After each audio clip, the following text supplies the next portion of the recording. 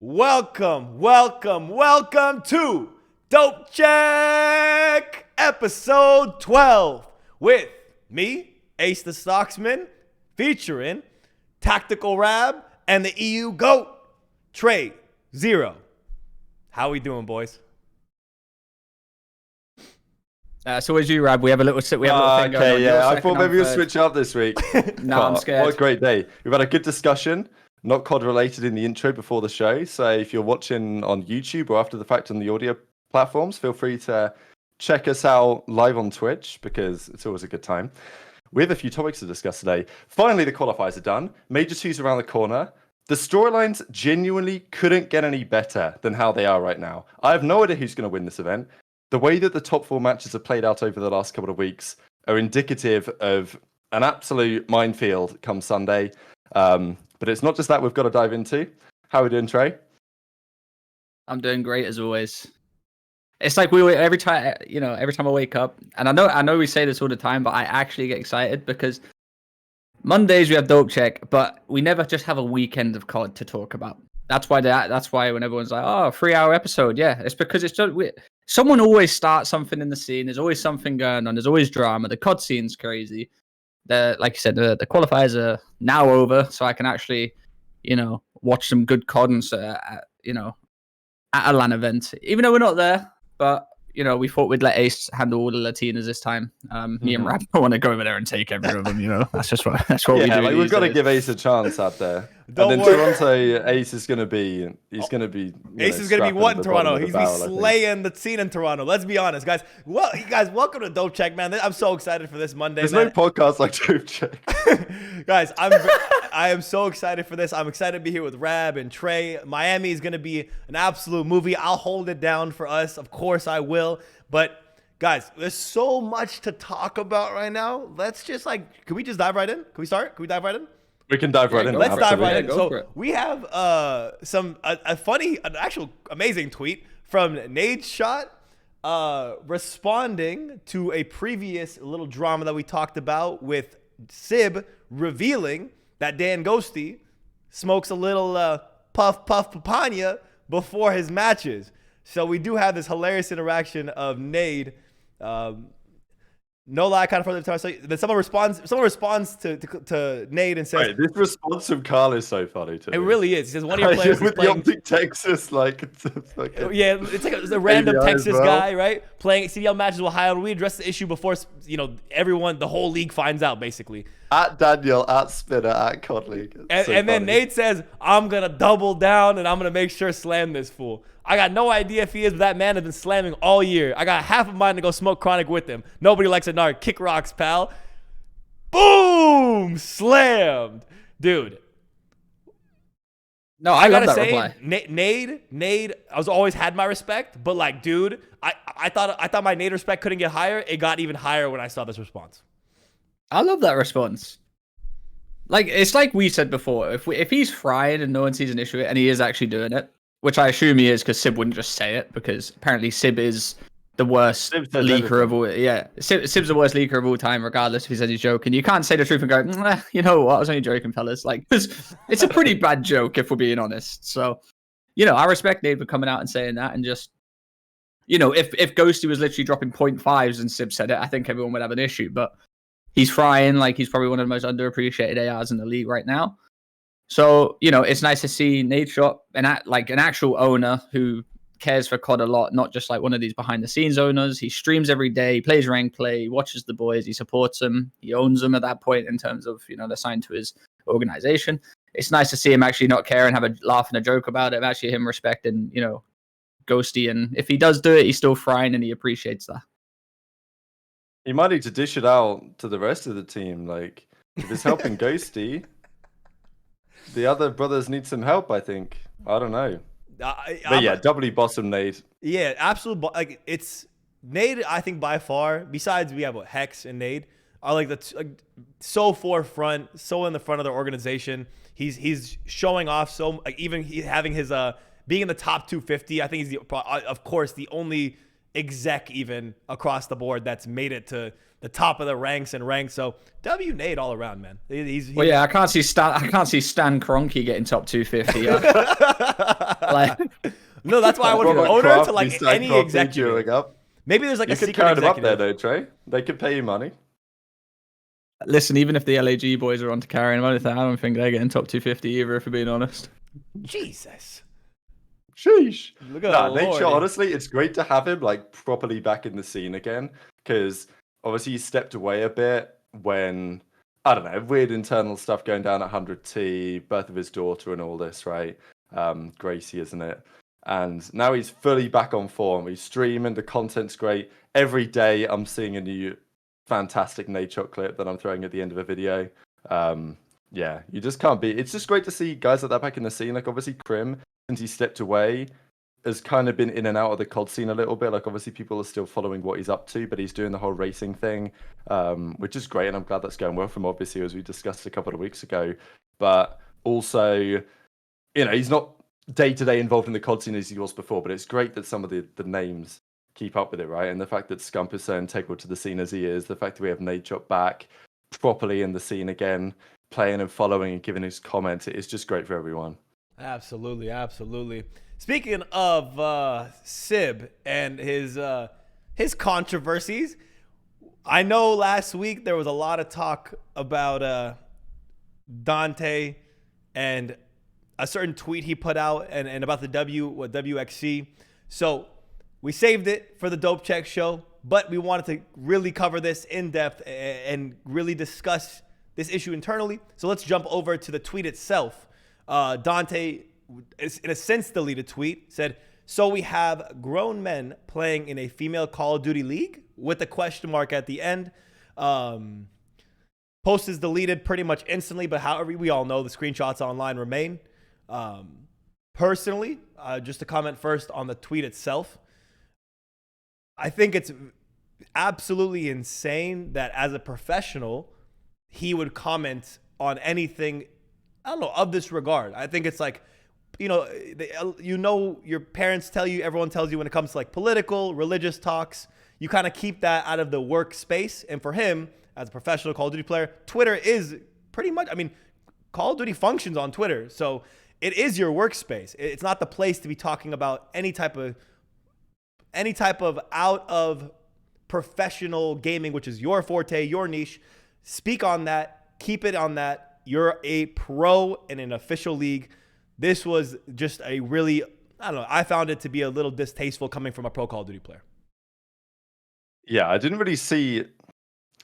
Okay, it's interesting from the Sib angle, and we'll discuss in the coming minutes, like the actual question that he is not particularly eloquently phrasing in this one. Right. Because it's not a question that's going to go away. And obviously we have to debate among ourselves here whether this is something that we want to discuss on the show. I think from our side, it's more like this is one of those very difficult conversations that people aren't willing to have.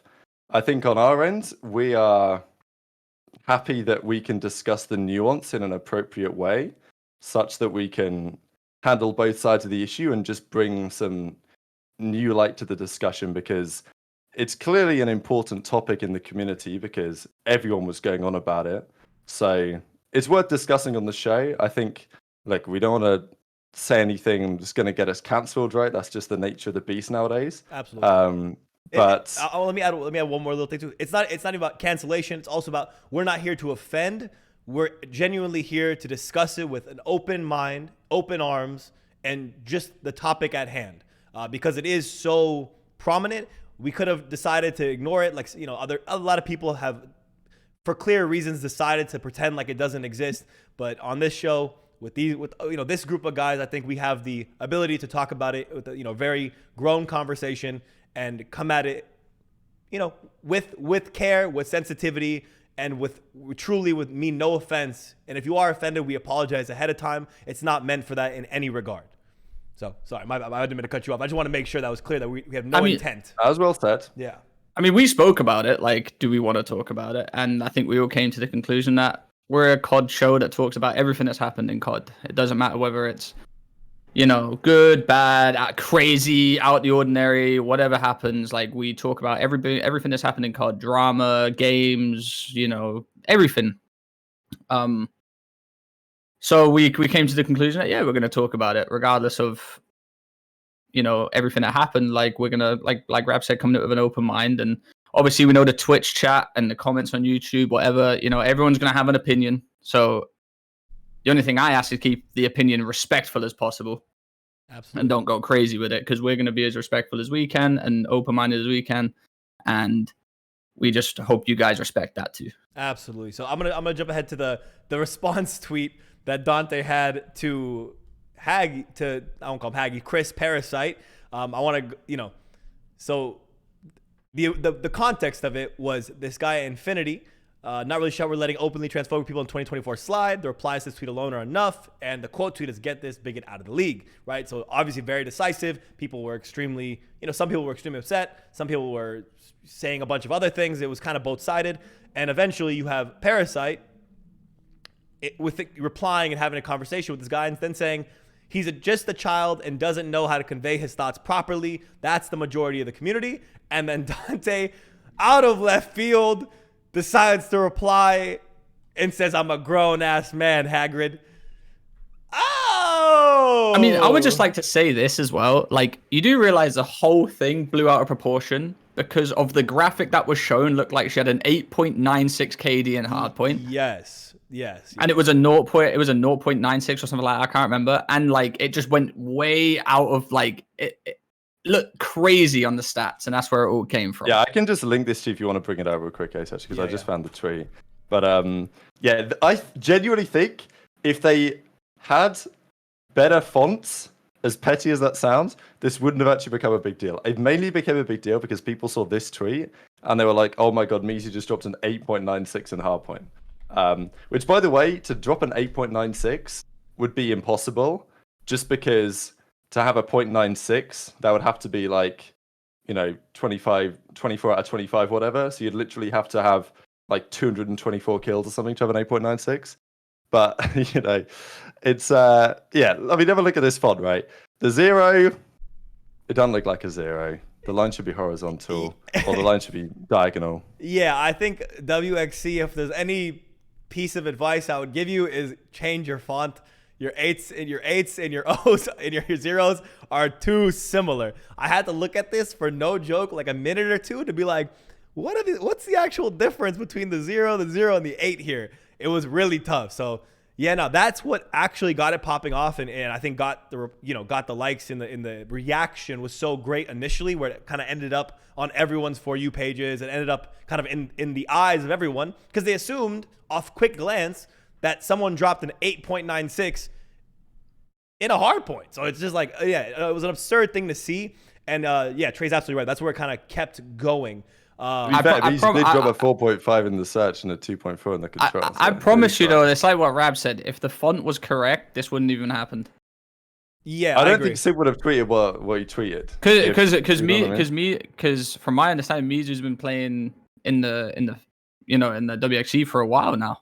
Mizu has been playing for a while and has been a great player and slammed in it and won in it many times. So like, there's been I don't know. Actually, the only difference, though, I will say, is I don't know if before this year or this cycle of the WxC, they did video cam interviews. Because I know before they didn't. That's what. So I think that also adds to it as well. That before they didn't even have webcams on, but to deter cheating, to make the live cast better, W to WxC for adding in, trying to improve the league and make it more viable and make it just production and broadcast look better. So that, I think, added to it as well.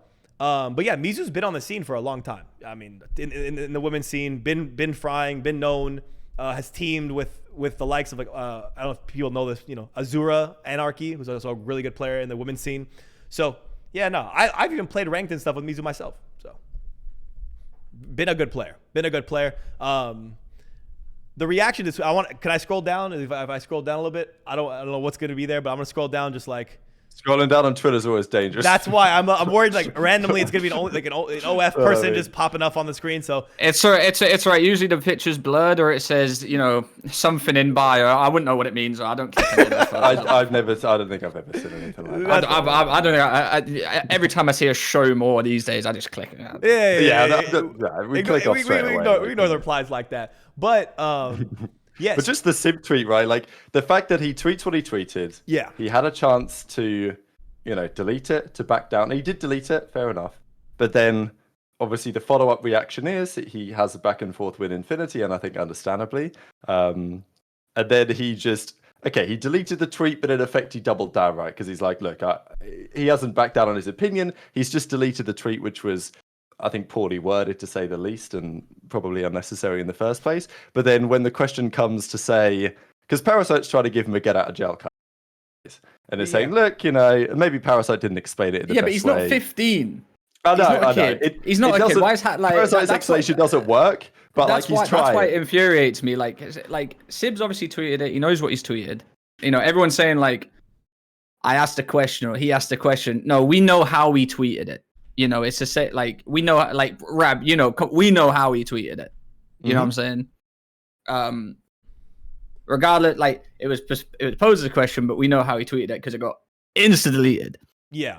I mean, and Haggy just coming out there and saying he's a child. Like, like if I'm Sib, I'm pissed off at Haggy. What do you mean I'm a child? I'm glad you replied saying I'm a grown ass man because like, which is also disrespectful because we know that Parasite doesn't like being called hybrid. So there's also that. That's what infuriates. Like he's a grown ass man, makes his own salary, probably has his own car, probably has his own place. Like he ain't no child, Haggy. Like we know this. Like don't try and save people. Like let people do what they want. Like you ain't his dad. Yeah, it's like a poorly worded tweet, and then I even think how Chris. I get what Chris is saying too. Again, but it's like another poorly worded thing. It's a lot of poorly worded stuff going around. But generally, this then poses the obvious question, right? The obvious question is, what is the thought of a trans person in esports, right? That's the question that I think naturally from this that has kind of popped up, went to the forefront of everyone's face, with whether it was Reddit, whether it was Twitter. The Call of Duty community was just posing this, and the spectrum, whether people were supporting it to all the way full toxicity of against it, it was all across the board. It was kind of messy all around. I find the polarization so frustrating on this. That the people, often people have made up their mind one way or the other, and they, people generally aren't as willing to see the full picture or discuss the nuance or have a debate on the subject because it's a complicated problem. And I have my opinions on it, but I genuinely don't know the answer. I don't know how much certain factors contribute to this. But I find it a very interesting discussion because it's had across all sorts of sports over the last 5 to 10 years. And I think the main reason why I wanted to give this some discussion is because it's not going away in COD. Like, as long as the Call of Duty League continues to exist and other esports leagues continue to exist, there will be women's leagues. And therefore, it's a discussion which is inevitable. And it's only going to keep coming up. So, that I think is why it's worth some discussion. Yes. I mean, it happens in all sports now. Like, that's just how it is. That's the way the world's going. My only point is, people have their opinions, Rabanace, but it's like I said to you when all this was going down, like, people are still human. They have feelings. Like, regardless of what your opinion is, your opinion doesn't have to offend that person directly. They're a human. They have feelings. Like, I don't care how you feel at that point. Like, I don't care what your opinion is and how you feel at that point. Like, they still have a fucking soul. They're still humans. They still read and see and feel the exact same way you fucking, even if you don't agree. That's what annoys me the most. I know heartless people out here, for real, in my opinion. A lot of targeted hate toward Mizzou directly instead of having a discussion. There were a lot of people who turned it into a direct bashing session of Mizzou, which is not constructive. It's very destructive completely of just someone's, feelings, personality, character. You don't know the person in real life, in any sense. You don't know what they're going through. You don't know anything. So, like, that definitely was the frustrating part about this. But this is what I want to say before you guys take over. Like, I'm just gonna have my say and be done with it. We don't have to dwell on it too much. I just want my say, be done with it. Exactly what I just said there. I don't care what your opinion is on things. That is a human being who has feelings, just like me, just like you guys, and they see shit and they'll feel shit, and it's not fucking nice. So, regardless of your opinion, if you directed hate towards Mizu for any reason like that, you're a dickhead, you're an asshole. I don't care what you stand on at that point. Human has feelings. Secondly, if no one in the WxC has a fucking issue with it, why should you? You're not playing in it. Why should you have an opinion? Why should you care about it as much? If you cared so much about someone else's life as much as you do as your own and what they're doing in it, maybe you'd be a millionaire. Maybe you go do something with your life. But instead, you direct hate and focus more on someone else's life than your own. You're an asshole. I'm done. Well said, Trey. Okay, yeah.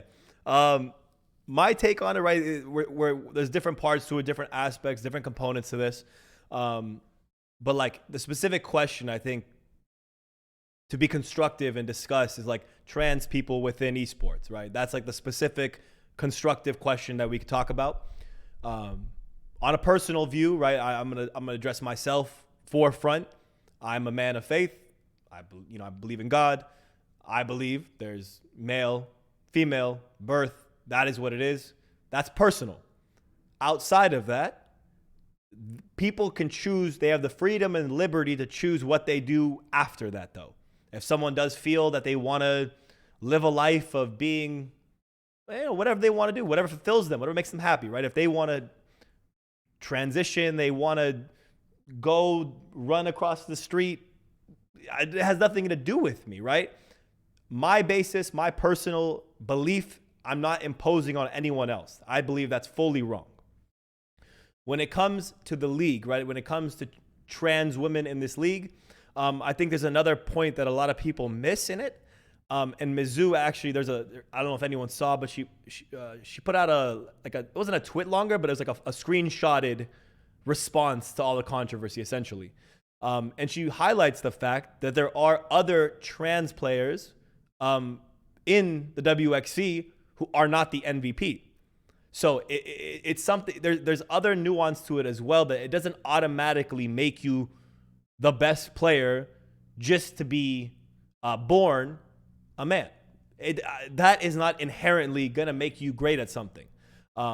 Is there nuance to it and slight potential advantages that we know through science and things like that? Potentially, right? That is something, but there is other components to being good at Call of Duty than just reaction time, right? Otherwise, I'm going to take a small slam here. Dashy would win every tournament ever, and he hasn't. So let's keep that in mind. So small Dashy stray for no reason there, but I had to do it. Yeah, and then Trey's point too. It's just people aren't talking that much again. There's not like a big band of riots and protests in the WxC for Mizu to be banned or any of the other trans players to be banned. So it's a non-issue. We sit here, we talk about COD. We sit here, we know about COD. We love it. We should let everyone feel safe. We should let everyone have their space. We should let everyone feel included. That's the purpose and the design, the diversity of the WxC. That's the design of it. It was intended for, women can play in the CDL. There's women who don't feel comfortable playing with guys. It was a space designed for women to shine and generally inclusivity to shine here. It's doing that successfully. So the league, in my opinion, in my view, is doing something good. And actually, its mission statement is being fulfilled by seeing a player like Mizu and other trans players and other, female players highlighted, competing, and doing the thing they love. Yeah, I agree with this assessment, Ace. Like, I think what Ali has done, putting the league together, and of course it's going to have its problems, but I think on the whole, it's a positive thing for the scene. And if the league is designed just how the Game Changers League is in Valorant for women, for non-binary players, and for trans women or trans players in general, then that is how the league is designed. And, I don't think people outside should have that much of a problem with it, especially if they're not playing in the league. The question that Sib is really trying to raise, not particularly eloquently, is whether as time progresses, this remains to be considered a fair situation. And I think we all agree that whatever you do with your body outside of that, I don't care what you do. Trey doesn't care what you do. Ace doesn't care what you do. Operate as you please. When it comes down to leaks like this, questions are always going to be raised. I think especially, you can bring up Ace the Mizu response, and at some point you can also bring up the Alley Cat tweet on the angle. Just because that is, to me, that's the interesting nuance here that is worth discussing, just because it's not a point that's going to go away. And it's one that I think there's a few things to be said on this. Not from like one angle or the other, but it's just the general point that Alley Cat says. The difference in performance between males and females in video games is cultural, not genetic. And that is an interesting statement. What the data and the science indicates on this is somewhat unclear, but I wanted to go through and have a bit of a monologue on some of the points on both sides, because as a swimmer before, there's been a lot of debate over the last several years in the swimming world on what this looks like. Leah Thomas, right, among other kind of swimmers that have transitioned, had lots of success. There's been lots of pushback from certain athletes on this topic, even in the domain and the realm of things like combat sports and stuff like this. And I feel like everyone with a working brain that isn't blinded in some way recognizes that it probably doesn't make sense for that to be the way that things are. But in other situations, it's a bit of a different story. Like, you look at golf, for example, and sure, biological men can drive the ball further than biological women. Nobody is surprised at that. You get to the putting green, and you might think, well, it should be an even playing field, in the same way that maybe Call of Duty is an even playing field, that there's no physical differences or limitations, so maybe it shouldn't matter. And I was looking up some data on this from like the putting averages on the men's versus the women's PGA Tours, and statistically there are differences. So then I guess you have to factor into why that would be the case. Is it from a genetic perspective? Is it a cultural perspective? There's angles on this. Like, also, because I watch a lot of Formula One, a lot of racing, there's been a constant topic in the Formula One world. When are we going to get a female F1 driver, right? In karting, 13%, which isn't very high, but you can compare some of these numbers to Call of Duty maybe. 13% of drivers that do karting at a young age are women. That drops down, or girls, that drops down to 7% pretty much when you get into Formula cars. But you might think, okay, 7%, you might have one that's made it as a Formula One driver at some point. And there are physical concerns as well in racing like that. When you're going through corners and you're pulling 3 Gs this way, 6 Gs of decelerating force, neck strength and other factors like that do have a part to play. Is it physically impossible for a woman to be strong enough to do that? No. So you might wonder why the difference is. And there's a concept, so maybe I'm just going on a bit here, but I hope you guys find this quite interesting. If I'm just being boring, then interrupt me, guys.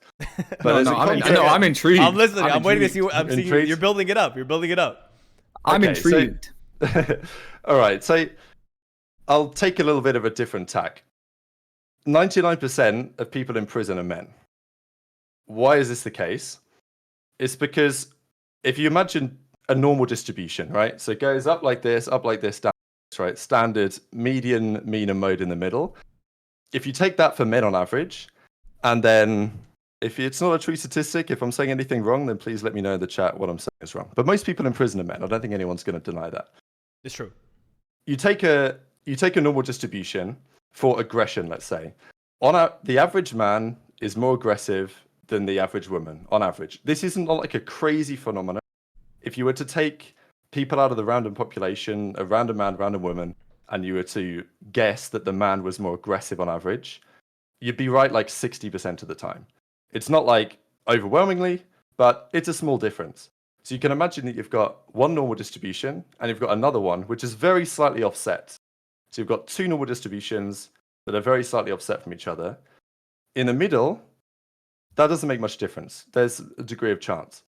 But imagine you now follow the tail to the extreme, right?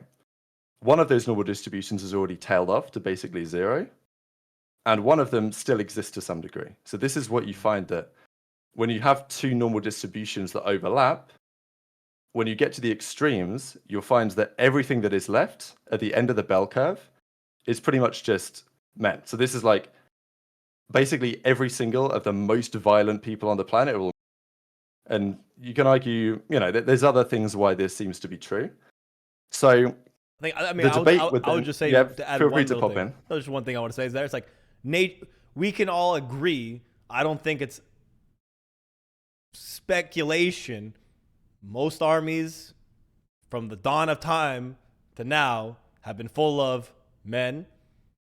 We kind of like fight from young ages. We're naturally more aggressive. This is a biological, literal thing within us, that we are an aggressive people. We're an aggressive part of the species. You can look at it from an evolutionary perspective. Yeah, evolutionary, and from a straight, just like, physicality, right?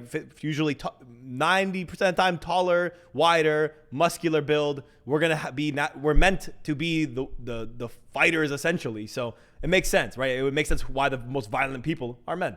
100%. Nature says that already. Yeah, to be honest, the example I gave is probably easier to understand if you look at height, for example.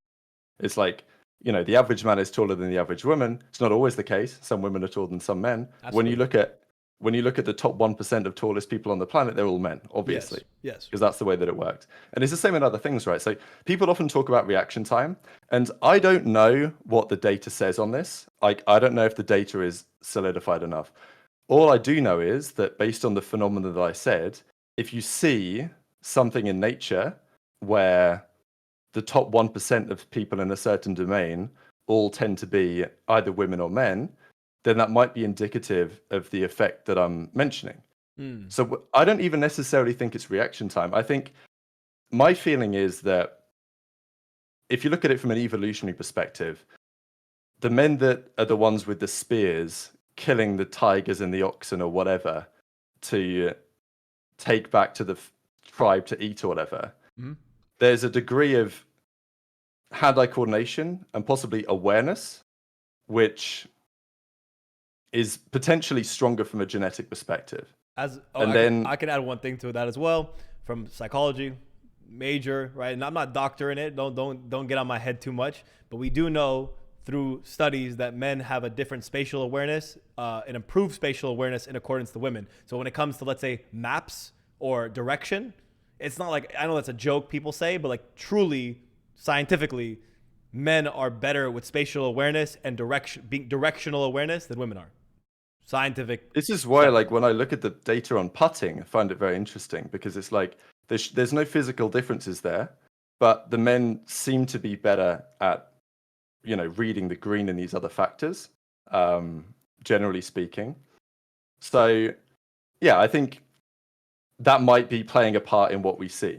When you look at the top 1% of Call of Duty players, when you look at, or not, let's say the top 0.1% of COD players, top 0.1% of drivers, you see certain trends, and maybe that's indicative. Now, I also don't want to downplay the importance of the cultural piece of this. I just don't think I agree with Ali that it's entirely cultural. I don't think the data necessarily indicates that. I don't think that's an offensive thing to say. I'll say like a very straightforward, that this tweet to me was just, I don't know, it was kind of odd. Like the first part, okay, people can do what they want, we all agree on that. The second part of it to me was just like, now we're getting to the point of trying to make delusion truth, right? The difference in performance between males and females is cultural, not genetic. We talk about performance in general. I think there is genetic factors, like I said, proven spatial awareness difference between men and women. Evolutionarily, the men have continued over generations and generations to do certain things, like spear a tiger, for example, and the women are not generally spearing tigers. Were there women that speared tigers? Yes. Was that their evolutionary standing for thousands of years? No. So I think it's I do want to touch on the cultural piece, like, to some degree as well, because go ahead. I think that there is definitely something to be said for, imagine girls in karting and stuff like this. The environment can be very difficult for young women in these environments. And if you've ever played a Call of Duty match and you've seen many of the clips, it's not easy for girls to make it in these domains.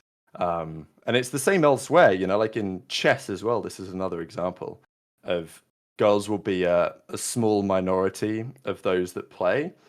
And therefore, from various cultural reasons, they, find themselves getting forced out of that domain. Doesn't happen to everyone, but I think it definitely is a factor. I don't know how much that contributes.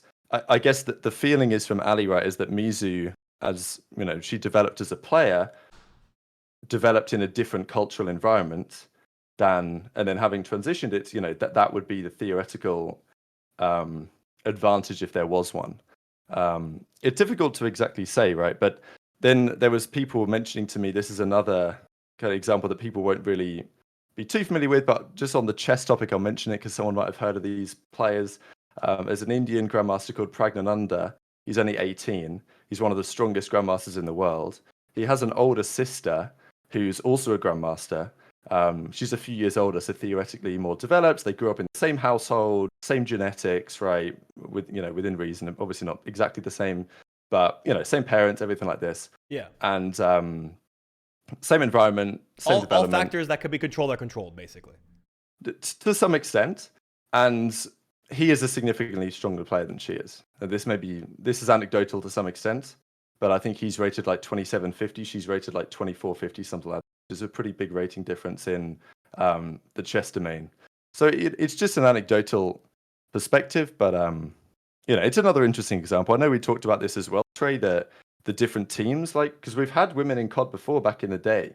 Like Exile 5, I think, was the team back in the APEC region. Squizzy, I think, was technically the first ever female pro.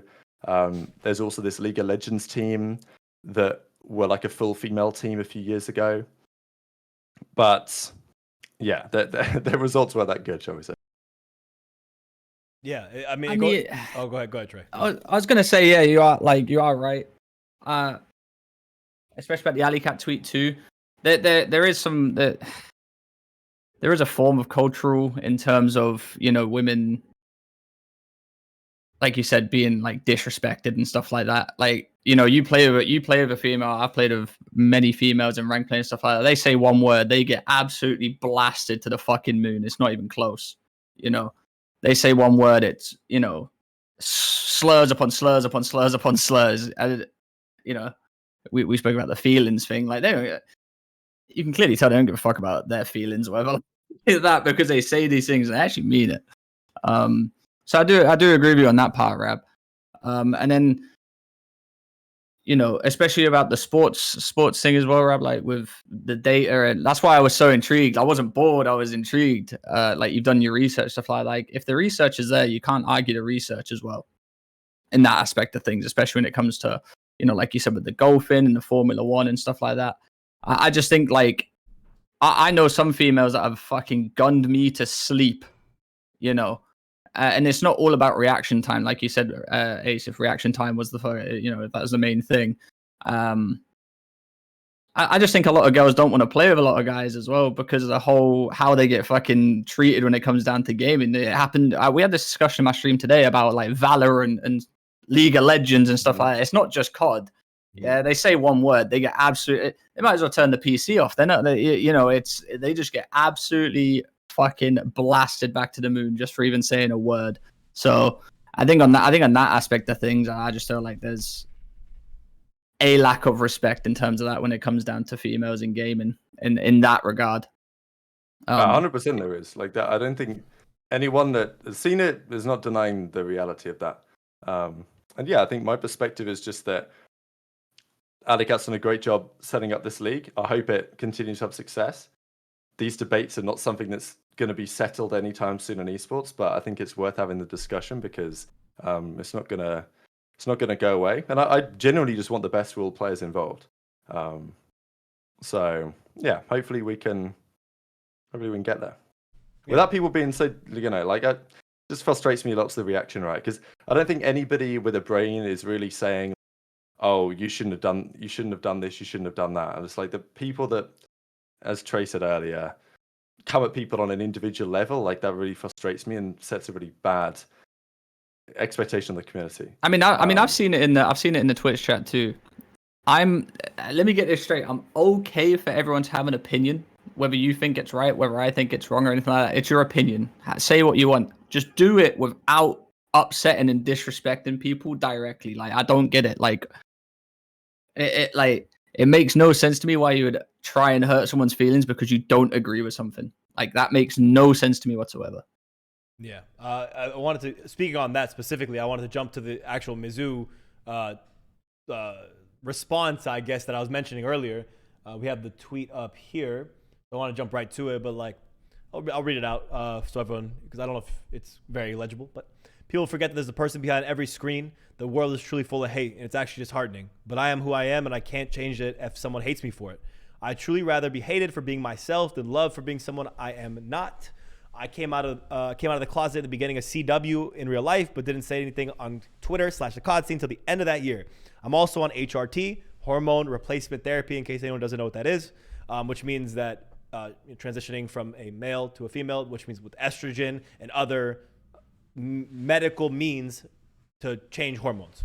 I've been on it for some time, and also any key verified to play in the league. Any key basically is a testing method to verify that a certain person's hormone levels are at a certain level where it would deem them to be qualified as a woman or a man if they are deciding to transition or not. So any key is a testing means for pretty much any player, but trans players specifically.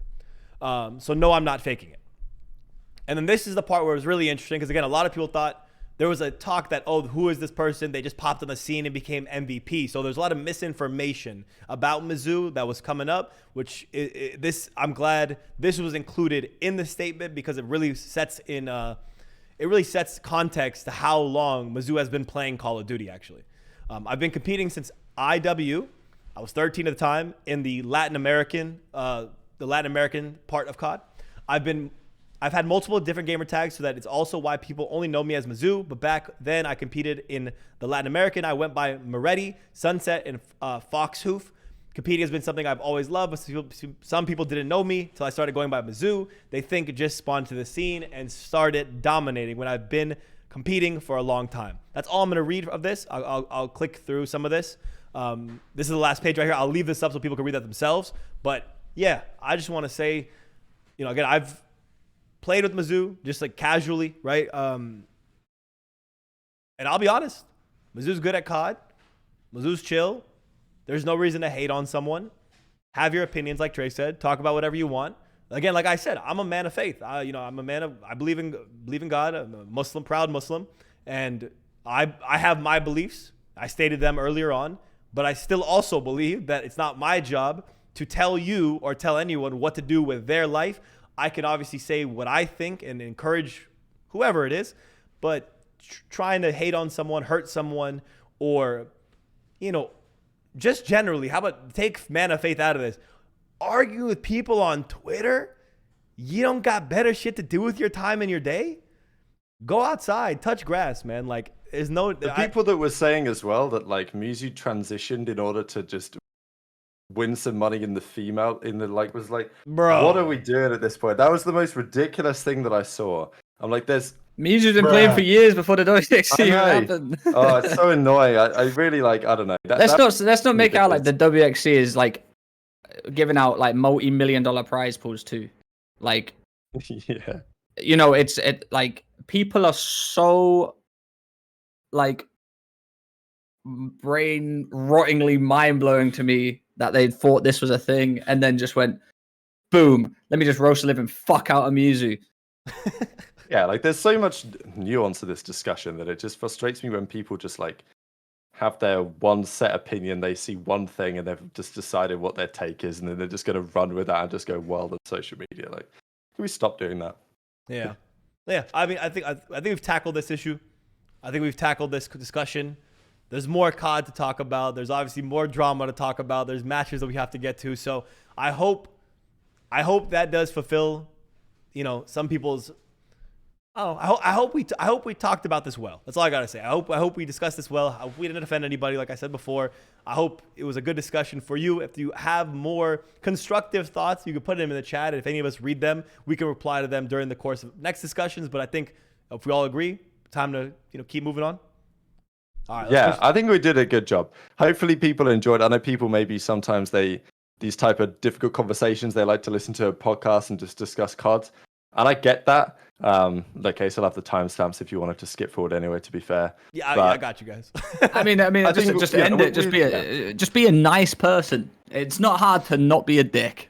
Yeah, just be a nice person. It's fairly simple. But speaking of some people being dicks, we got Gwinn. Hey, let's go, Jesus Christ. What a move by me. That's a good transition right there. This guy Gwinn. Hey yo, I saw this and I might have a rogue take here, but I thought this man stood on business, dude. I like this only because it was the cockiest, most confident thing I've seen in a long time. It was Scrappy-esque, right? Should he have called his teammates shit? Absolutely not. But the fact that he said this and basically saying I'm the best player in the lobby, and he knows it and he's conscious of it, that's the confidence of a winner.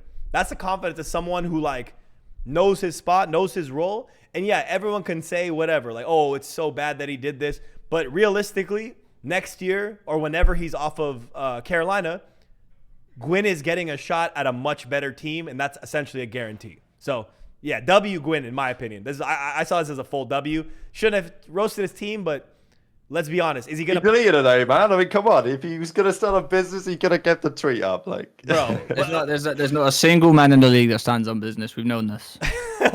wait. Let me add the last part to this, though. The last part of this is, realistically... And I'm throwing strays here, but realistically, do we think Gwinn is going to team with the likes of Clayster, Fellow, and TJ in the future? I don't think so.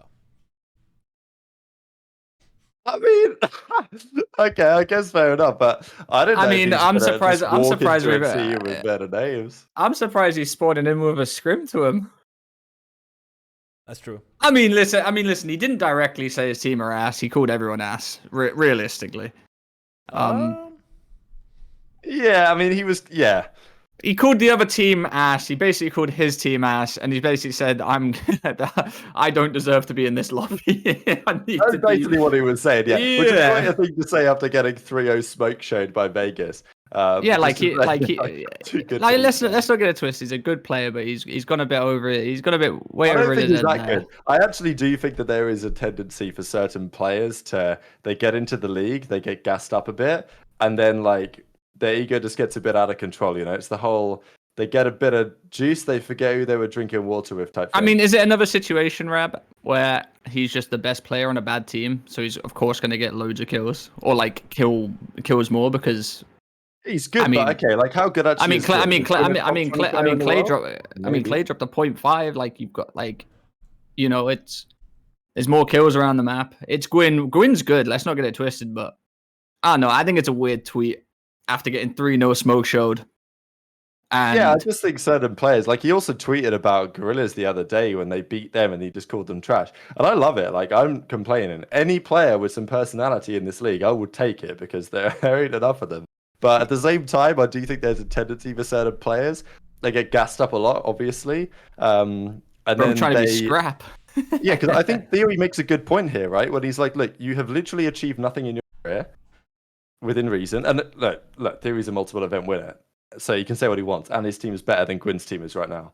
And Theory, if he probably makes a fair point. He's like, look, get your attitude fixed, because this is one of those things that players will see, and certain players will see this and think, all right, Gwinn, he's confident, he wants to come in, but also if I'm another kind of almost veteran, let's say I'm a Slash or something, and I'm looking at my SMG lineup and I'm thinking, all right, maybe I could make a couple of changes here. I'm looking at this tweet from Gwinn and I'm thinking, is that the mentality of a guy that I want to team with who's going to come in and he's going to think he's better than all of us? You know what I mean? I'm not saying Gwinn thinks like that, but it's just, that's what. Just imagine how he's talking to his friends from challenges. You already know, a TeamSpeak one of those goes, you carry your team, you're in TeamSpeak. Everyone's like, bro, yo, you're getting shit on in the league. What's up with the team? He's like, bro, my team are ass. I've been in those conversations before Yeah. where you've gone into TeamSpeak after a CDL match day, you know, and you're like, yo, what the fuck happened to you guys? And he's like, wow, I was carrying, like my team just costed me. And I guarantee you said that somewhere along the line, because guess It's what? also the wrong mentality, because Everyone like, has. Yeah, this is the thing that Simple, for example, so Counter-Strike Simple, probably the greatest ever. He was the best player by far on some bad teams. His teammates were shit relative to him. Every single time he would lose, his mentality wasn't, at least it's what he said publicly. I'm sure behind the scenes he thought, fucking hell, like, I tried that series and my team did shit. But publicly, he would always say, look, I should have done more. I should have got that kill there. I should have done this in this spot. And you can't always do that. But I think as a mentality from a professional, it's better to have the mentality of like, all right, I could have done more. I could have worked harder here. I could have supported this guy here. Because you make plenty of mistakes every single map that you play. If your focus is just on becoming as good as you can as a player, then that'll get noticed, right? Because at some point, if you get into the mentality of like, well, I'm the best player, so it's my team's fault, I don't think that helps anyone. You can tell that this Ravens team mentally is just completely checked out, and I also think it comes from a point of them not playing in the same facility. Oh, mate! If you wait till they get to the hotel bar, that's where shit goes down. Few tequila sodas, mate. Next thing you know, roster changes are happening. We've got Clay at the bar having probably having a Long Island, roasting Gwinn and what he's tweeting and saying that's an ass teammate. You've got. I've been there where, some players have, bought me a drink and we've had a conversation for 30 minutes. It's like, bro, my team fucking suck. Like, then they go home, scrim with them. Yeah, I'm not saying he's wrong, but I just don't think it's a good mentality. No, it's a terrible mentality. You can always do better yourself, no matter what. I want to point out one thing that Trey said, where he said, or no, both of you guys kind of discussed, like, oh, is Gwinn just a good player? Or no, what was it, a good player on a bad team, or how'd you phrase that? Yeah, good player on a bad team. Yeah, but no, he's actually like, he's not just kill whoring. Gwinn is actually really good. If you watch him on the map, I never said he was kill whoring. Oh, okay. But I think no. Is he just good because he's on a bad team? No, I'm saying there's more kills on the map for him. Yeah, he's good enough to get those kills, but he's probably like I said, Clay dropped a 0.5 in that series. Like, of course, there's more kills on the map. And he has to get him. Yeah, someone has to clean him up, obviously. But like, what I'm saying is like, he's not like running around like Simp is. You know what I'm saying? That's my point as well. Is like, which teams do you put Gwinn on that he guaranteed improves them? Because it's not the case for any of the top 4 teams. Would I put him on Vegas instead of Purge or Nero? Not right now. Would I put him on Rokkr? Probably. But all of a sudden you're looking at teams that are equally as shit as Ravens are. So it's not like Gwinn is trying to the extent that he's walking into a top team. What? Rab just be spewing, bro. Rab just be spewing. Let's jump over to the standings real quick. But the standings are skewed. Wait, Trey. Let me say the standings. Okay, Royal Ravens are what place, guys? Everyone in the chat, I want to know what place Royal Ravens are. Right, they're fucking last, bro. How are we comparing? Dude, you just cheese so hard, Rab. Rokkr are 5th. Rokkr are 5th. Seattle are 7th. Miami are 8th. I think all of these teams could benefit. They're all cheese. Yeah, but what I'm saying is standings are skewed. Seattle was still 6th with 70 points from Major 1. Like, which teams does he walk into? Rokkr have gained 10 points since Major 1. Okay, they're still 5th. I don't get. Hey, that's what I'm saying. They're you 5th, look at understandably, but you look at the standings. Yeah, the standings are skewed. Yeah, what we're gonna say doesn't walk into Rokkr? Yeah, he does. Of course, he walks into Rokkr. But does he walk in a surge? Yeah, of course he does, because they are the worst team in the league right now. But they're 6th. No. But okay, so let me advance this. Let me advance this a little more. Gwinn walks out of Boston. He helps Boston actually. Gwinn walks. Yeah, that's what he's saying. Yeah. Gwinn walks to LAT. He helps. Yeah, but does he walk in? Like, I think he's got more to prove. What? Like, I think Gwinn is dropping what? Oh, plus 1.0 maps when his teammates are dropping 0.6s and 0.5s and 0.7s. What? What does he have to prove? What left does he have to prove? No, he's doing well, but I mean, I just don't think it's so clear cut that he just walks into. I don't think he any other walks team into that he's teams. I available. don't think he walks into teams like that. Ace, like Bruh. if he was available as a free agent, yeah. But I don't think when I say walk into teams, I don't think anyone's buying Gwinn. He's not simple. You know what I mean? Like, he Okay, ain't simp. yeah, he's not. He's not the best he's not player in the simple, world he's on not the dog simp. shit I team. understand that, but Yeah, I think we're if Gwinn got Treat it dropped, like he is. That's what I'm saying. no, if Gwinn got No, if Gwinn here's got what I'm dropped, saying. then yeah, he's gonna walk into those teams because every team's shit. Exactly. I'm saying more or less. But that right doesn't now, that doesn't make Gwinn the best player in the fucking lobby. Gwinn, I think we're under. I Gwinn- think, yeah, all right, I think there's Gwynn's a lot of good. underwhelming thought of how good Gwinn is actually. I'm just saying. Gwinn was not the best player in that lobby. Wait, say that one more time. Gwinn was not the best player in that lobby. Paris lobby.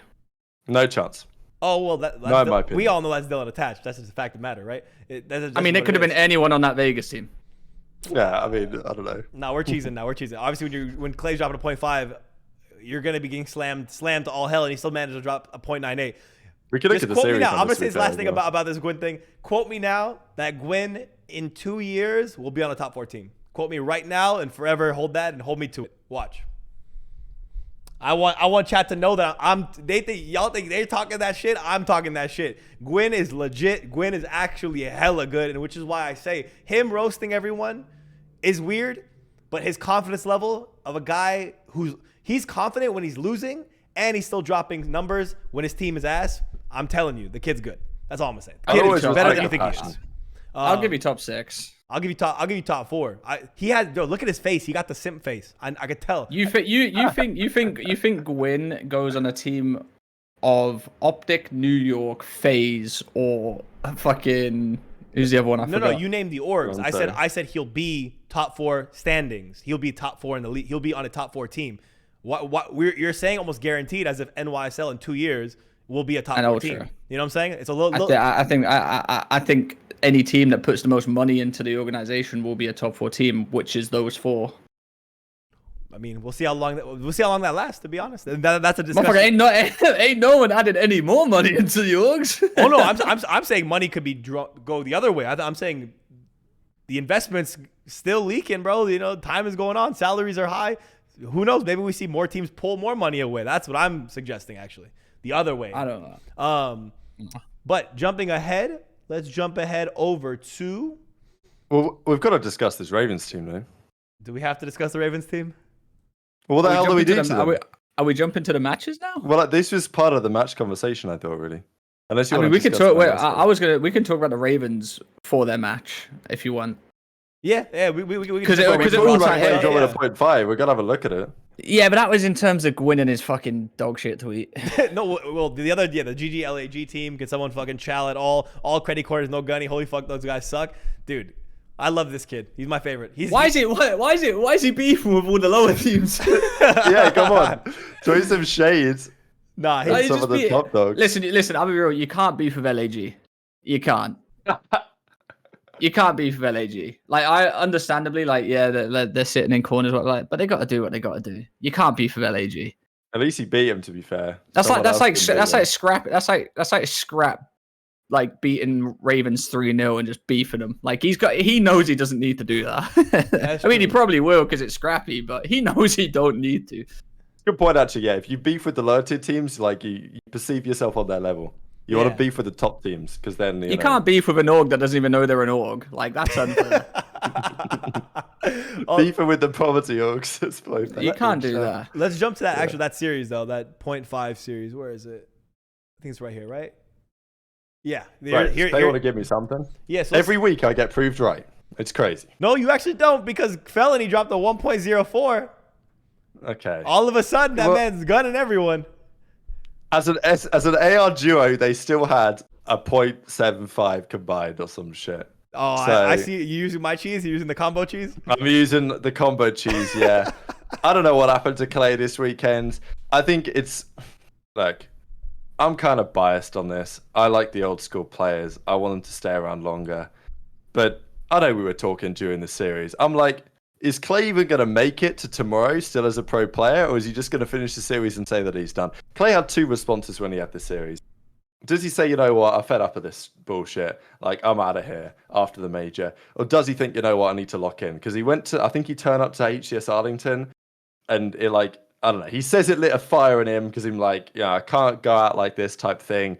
We've got the one shot. We'll show you guys a clip of that in a little while. Documentary behind the scenes on Clay's career. You can't go out with a whimper. You know what I mean? We know how it is, bro. That's an exclusive here, by the way. Yeah, absolutely. We know what it's like when you listen to a Ravens listening. This is why I can't predict them to win any series online. Because you go to a listening with them, and they just sound so dead. They've lost the map before it's even begun. Clay's getting shit on. He's getting frustrated. And Clay's, I mean, look, Gwinn had a fine series. Felony had a fine series. But Clay was the worst player in that lobby, hands down. He did nothing all series. And his numbers have not been great at all. If you are going to have Clay, you've got to have someone alongside him that can actually do some slaying. That isn't Felony. We knew that wasn't Felony when things started. Yes, it's probably going to be different for Clay when he gets to LAN. The other thing for me is if I'm Brian Saint, is that like Clay's my boy, Fella's my boy. What the hell do I do if I'm trying to build this team? Because right now, if Ravens get shit on this major, they go out top 12, and they probably will because they play the loser of Toronto, Vegas, pretty sure. Oh, no, actually, no. They play Miami. They play Miami, probably. Miami or OpTic, Ravens play. And then if they win that, then they play potentially Vegas. But if they were going to go out top 12 to Miami, which they'd be favored to, you've got to make a decision where you go with this team. And if you're keeping Clay, like, I genuinely think you're running a risk right now. And Clay shows me something pretty special in the major. I hate to say it, but it's like, there is a world in which Clay retires mid-season. I don't care if Clay's getting shit on, but what I do care about is actually looking like you want to be there. I keep saying this week in, week out. All right, you look at his player cam. He don't look like he wants to play. Now, I don't know whether it's because he's just pissed off or things ain't good. Like, if it, like, obviously things aren't the greatest, like, out of game in terms of him, you know, he had that shit happen beforehand, but this was his, like, before Major 1, like, he looked like he wanted the game. He was passionate. You went to LAN, you saw him jump up, you saw him scream and stuff like that. Now he just looks pissed off. Like, he looks angry. Bro, he looks angry. He looks like he doesn't want to be there. He's replying to people about his nails before the series. Like, bro was talking trash on people that were roasting him for his nails before the series and dropped one of these stinkers of all time. Like, that's what, and that's what I'm saying, bro. Like, it was a private Instagram message, and he's done a tweet about it and argued with people an hour before a match was supposed to be played. Lock the fuck in, bro. Yeah, get you lock in. Like, it's the same shit we said. Do what the fuck you want to do with your life. Someone's opinion on you should not matter. You painted your nails. You're a fucking cracking looking man with one of the greatest COD careers of all time. Lock it the fuck in. You're not doing well in the league right now. And let's be real, I think Clay's one of the main factors on why that team would be good. We know he can shoot. We've done it at Major 1. We know he can play. We know he brings all the hype. I don't give a fuck if it's online COD. We keep having this discussion, or people keep saying this discussion. He's probably bored of online COD. You're not allowed to be. Look at Attach. You're not allowed to be bored of online COD. You're literally not. Like, people are still doing it. He is, you know, he's a veteran. I don't want to see him retire mid-season because I do believe he's still got it. Because when he looks like he wants to play and gives it his all, that's when you see him at his best. But maybe he hasn't got it in him anymore to give him his all. He's maybe the most entertaining player in the league when he's on it. Like, I love Clay. Like, that's what you want to see. When Clay started up the 3-0 signs, there's nothing like that in COD. And I know that online COD ain't it for him anymore, but unfortunately that's the reality of the world we live in nowadays. And there's other players out there. Slasher, Accuracy's had a good year. Attach is fine. He's got like a top 5 KD in the league. Sure, Attach ain't as old as Clay is, but Attach is still a veteran that's been around for so many years. And he's still giving it his all. He wants to still be the best version of himself. He still wants to improve. I think you owe that to the fans. You owe that to people paying you money. And you owe that to your career as well. Like, Clay's had such a legendary career. I'm sure he knows that he can go out with a whimper. Crim went out on a great season for him. Yes, Crim was effectively forced out of the league because nobody wanted to play with him anymore. But he still won an event in his final season. He was still a very solid player. Still made one of the craziest runs ever to make the World Championship that year, dropping Clay mid-season. Scum went out in a pretty good way as well. Like, obviously, he had a good year in the year before he retired. Then he had that good series against Boston, calls it a day. Like, you know, Clay can't go out getting shit on. It just doesn't look good for anyone. The thing that people compare it to is, like, I know you said it as well, like how our cities looks, but I know RCT's like, he's already DM'd me as well because I done a tweet about him. Like, he genuinely, like, he knows the position he's in, and yeah, he looks like it, whatever, like that. But he's replying to people on Twitter, like actually talking about his gameplay, letting them know that like he's not like trying to do what like everyone thinks he's doing. He's DM'd me about a play and stuff like that. You know, I think when you compare it to like that, RCTs does want to get better in terms of like trying to do what he can with the team that he's got. He knows knows what position he's in. He's been in this position last year of LAG. It sucks. Do I think he's going to get out of it? I don't know. They haven't got long left. This will be the major where, I feel like he has to play well on LAN. Same as Clay. If Clay doesn't play well on LAN, Brian Sate has to make a decision. Yeah. And we know Brian Sate doesn't make the best decisions. Jesus. We got to talk about that. We have to talk about it, really, don't we? I spoke about. I have definitely some things to talk about that. Yeah, I'm gonna say I brought up the statistic for Major 2, and I wanted to highlight this for everyone. It's unfortunate to see the place Clay is at currently. He's 48th. He has the worst KD for Major 2 the Major 2 qualifiers. He is the worst player in the league currently. We speak on Assault, right? How Assault should be, replaced. Clay is playing worse than Assault. He's playing worse than Eric Boom. He's playing worse than Wake. Anyone that you name that we talk about should be dropped from these teams. We are at this point, unfortunately, giving Clay a benefit of the doubt because he's Clay. But you have to look at it for what it is, and he is severely underperforming and severely holding his team back by his gameplay. And this 0.5 is kind of at the end of the stage, is the period to the sentence of how bad it's been for this Carolina Ravens team. A tough conversation needs to happen if he doesn't do well on LAN. Clayster Crim and Clay might actually have the same ending, which is just a wild irony of it all, that they just end up getting pushed out. Nobody really wants to play with them anymore, and that would be a really sad ending to one of the best Call of Duty players of all time. So, I mean, I look at it like this, all right? I saw someone in the chat say it, and he's correct. The best phases we've seen have had RCTs on them. Yeah, I feel like that's correct. Say that one more time. The best versions of phase we've had have had RCTs on them. Oh yeah, that's true. Yeah, and that's not saying that RCTs needs them. I'm just saying it proves that RC it works. Reason, yeah. I mean, but my point is they dropped him even though they finished second at champs. Yeah. You look at Clay. I love Clay, and I wish he showed more passion because I truly feel like that his gameplay would be fucking back up to the top, because I feel like he's just lost motivation to game right now. I know it sounds kind of cheesy, but like I'll tweet out this clip today. Do you want to go find it, Ace, real quick? It's just on my Twitter. Like it's a clip from 10 years ago. You don't have to play the audio necessarily, but it's just you can see the guy that Clay is when he's on the stage. Go on, Ace. I'll go on Trey. I interrupted you. It's up right now, actually. No, I was just saying that. Actually play the clip in the background. Let's go, baby! Let's go. There you go. I just played a quick thing of him standing up and yelling at this. It's the passion, baby. It's the real passion. Obviously, he does that on LAN, and I assume if they do something this major, he'll do the same thing. But online COD is the major proportion of the CDL. It always has been. Since COVID happened, it changed to online COD, and I feel for people like Slasher and stuff like that who tend to perform on LAN, and we say Fellow as well. Fellow's not an online player. Rab knows that. Rab fucking, if you gave Rab the option tomorrow, he'd drop Fellow for online portions. And I just think like it is Clay Rab. Clay brings a lot with him, and that's probably why a lot of people don't want to like drop him and stuff like that. But if he has a bad major, then that's when you have to look at it, and he knows that too. I feel like he's one of the main people that knows if he has a bad major, like he could be on the chopping block. But Brian Saint's his boy. This is the thing. The issue is it's when I compared it to Heretics, and people get upset with me because I'm very honest, but I don't care.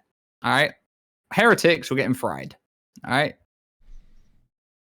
they still are, but they got 2 wins on the belt. Congratulations. Like I said, they're gonna get wins. They'll tweet me bullshit, whatever like that. But I then went after their coach because if the team's doing bad, I can't keep going at the players. Something else has to be going on as well. Now, Brian Saint from last year got roasted by a few people. I think Attach being one of them, basically saying Brian Saint made him play slower. Now Attach is on Vegas, absolutely fucking frying.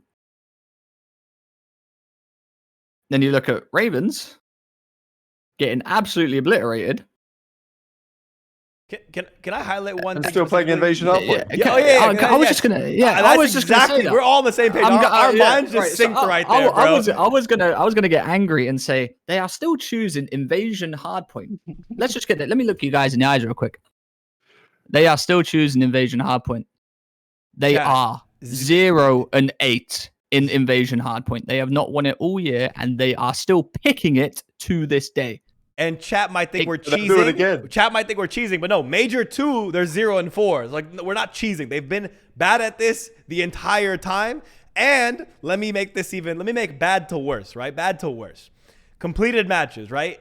The last match they played against Vegas, what was the first map?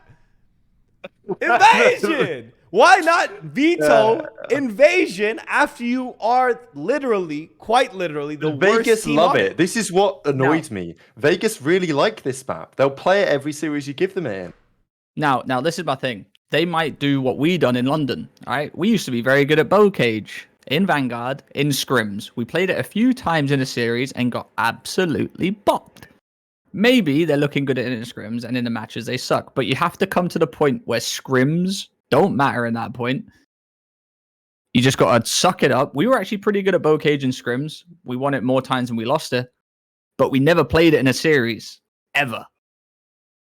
Listen, Brian Saint, Clay, whoever's fucking doing these vetoes, I don't give a fuck how well you're doing in scrims on this dog shit map that you guys are fucking horrible at. Stop picking it. Because my word, you are 0-8 on it since the start of the league. And I promise you, if they pick it Major 2, I'm done. I'm done. I promise It's you. also just a complete confidence killer because they know that their control of their search is pretty cheeks. They were relying on their hardpoint game back at Major 1, and now they can't play. They keep playing Invasion. It's humiliating. Honestly, if no offense, Gwinn, if I'm you, I'm taking control of everything. If you're the best player in that lobby, you're doing vetoes, then you're sitting down, you're telling the boys what you're playing because you are significantly better than them. All right? That I will give you. You are frying on that team. It's not the greatest of team, but you are fucking frying it. Take control of the vetoes. Stop playing Invasion. Just play some mixy maps, bro.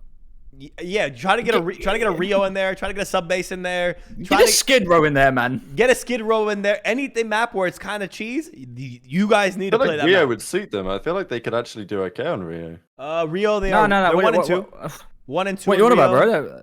They're 4 and 2 in sub base. 4 and 1. Everyone's auto veto against them. You know what's hilarious too? Everyone's auto veto against them. Would you guys guess it? It's their best map, Karachi. That's their auto veto against them. Yet somehow they don't veto their worst map. It's mind-blowing, the choices that I've seen from this team. I wonder the direction. I wonder what they're going to have to do. Would you guys, here's to pose the question now. Let's say Clays does bad, right?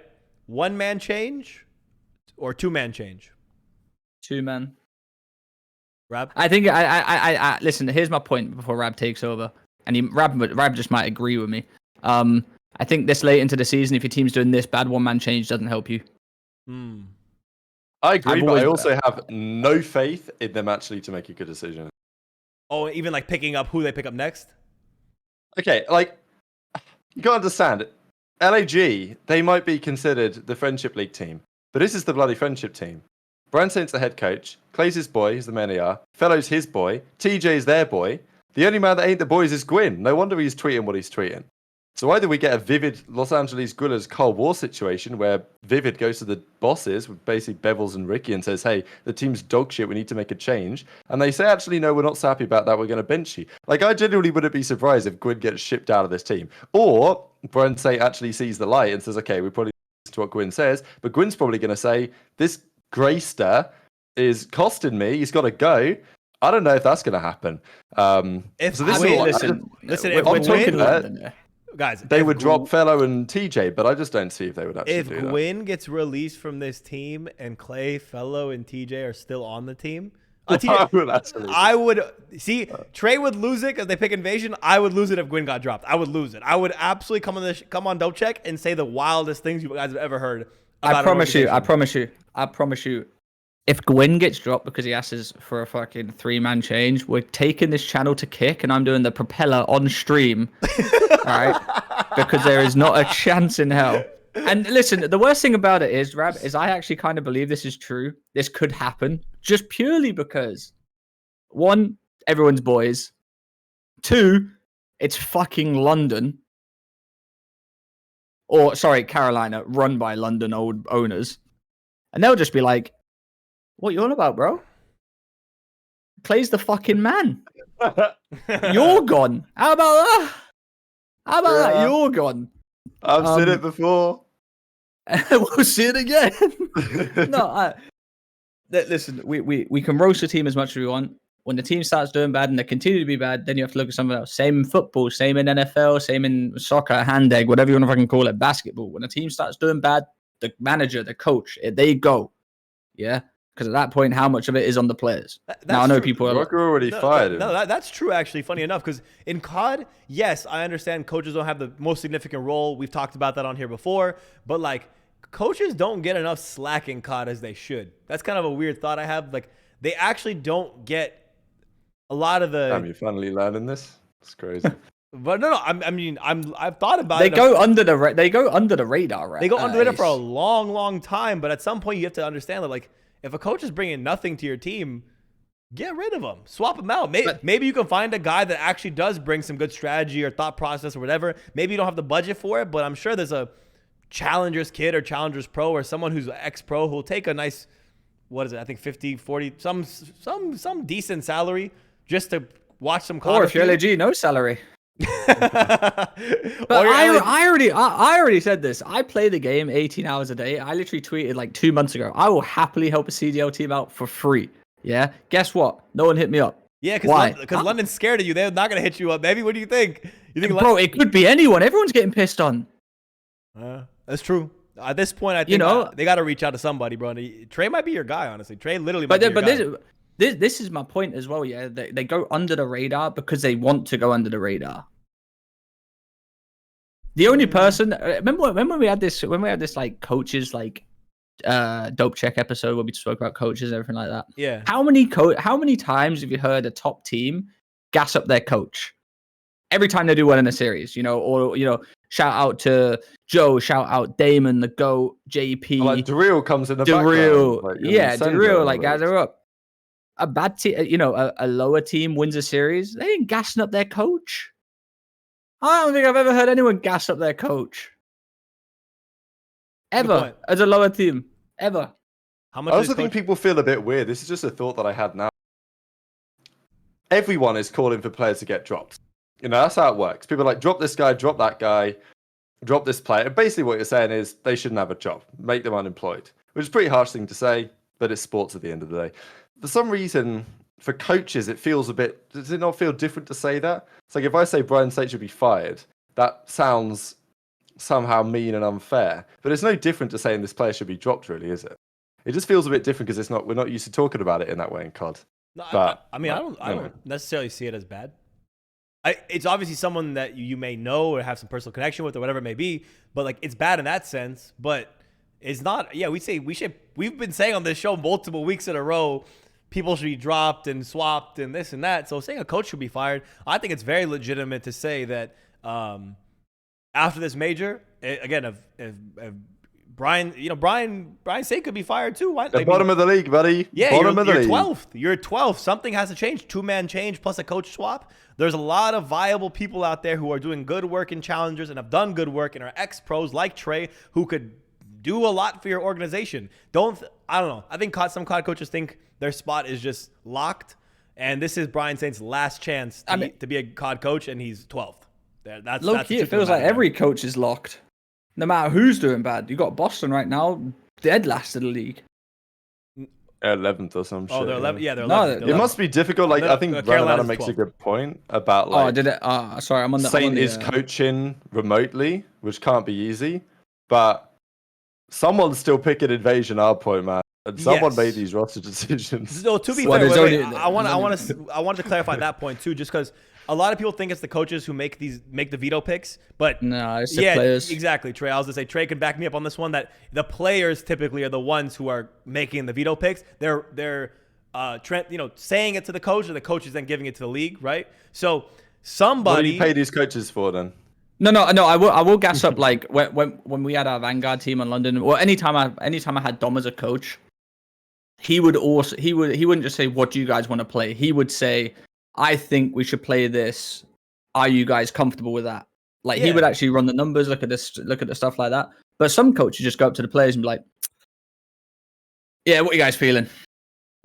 Yeah, 100%. No, 100%. That is definitely what happens. Again, it's definitely what's happening a lot of the time. You hear a player, oh, I'm feeling good. Get me on the Mixie map. It's about to go fucking down. I'm shooting so straight in these bots. Get me on Rio. I think it goes both ways. Like, I think obviously we'll get into the OpTic stuff in a second, and I think when we discuss that, we need to give Karma and JP credit for the work they've done in their Search and Destroy. I think it goes both ways. But it's the same story with Rambo on Search. It's like, it's an absolute shit show and nothing's changing. So, questions have to be asked. Yeah. This Carolina Roll Ravens season needs to blow it up. That's the end of our Carolina Roll Ravens talk, I think, for this team. Blow it up, swap in a new AR duo, get Gwinn some help. If you drop Gwinn, you're the most criminal organization I've ever seen in my entire life. Let's jump over to, we said OpTic? Let's jump straight to OpTic right now? Nah, we can go through some We can go, I think we do Vegas first. Yeah. Because I want to discuss the shining turnaround. star. Shining stars. Let's go Vegas, Seattle. Let's start there. Yeah, because we talked about that series of Ravens, and I don't want to talk about that. Yeah. But man, Per J Nassim, what a turnaround for this guy. This is actually my favorite story of the year, because he was getting shit on like every series on the AR. He then starts dropping 0.8s, 0.9s. He was getting better every series, and they were starting to win. And he was doing some post-game interviews, and he was saying, like, I'm kind of blocking out the noise. Like, my team believes in me. I'm a better player than I've shown so far. I'm just doing what my team needs. And it's just a great mentality that he's had. He's trying to be the best version of himself. He can obviously shoot straight because he won Challengers Champs last year, right? Like, the guy is a shooter. And on the SMG, he's finding his form. No bullshit. Geo and Purge are very close to being my Rookie of the Year frontrunners. Linz was there for sure. But Gwynn's his team's getting shit on. To me, results matter to some degree. Linz's team has fallen off, as is, to be fair, his individual performance. Geo is rocketing his way up the ladder. Genuinely Purge as well. Like, there is a world in which Purge wins Rookie of the Year this year. And I will be there if that happens. I just want to state something before we go crazy, okay? Maybe that was too crazy. No. Like, yes, it was. And let me say this right. Right. There is no denying Purge has improved as a player and has improved the team after the swap. All right. But if you go look at his, and I know we don't judge everything on KD. I'm just saying that we don't judge everything on KD. But with the way Rab's talking out, he's making out like he's simp on the map. All right. If you go look at two of the possible worst teams that he's played right now, which is Ravens and Seattle, correct? He is fried. Yeah, two of the worst teams in the league. Then you go look at every other team he's played that are evidently better than them. He has not had over a 1 KD.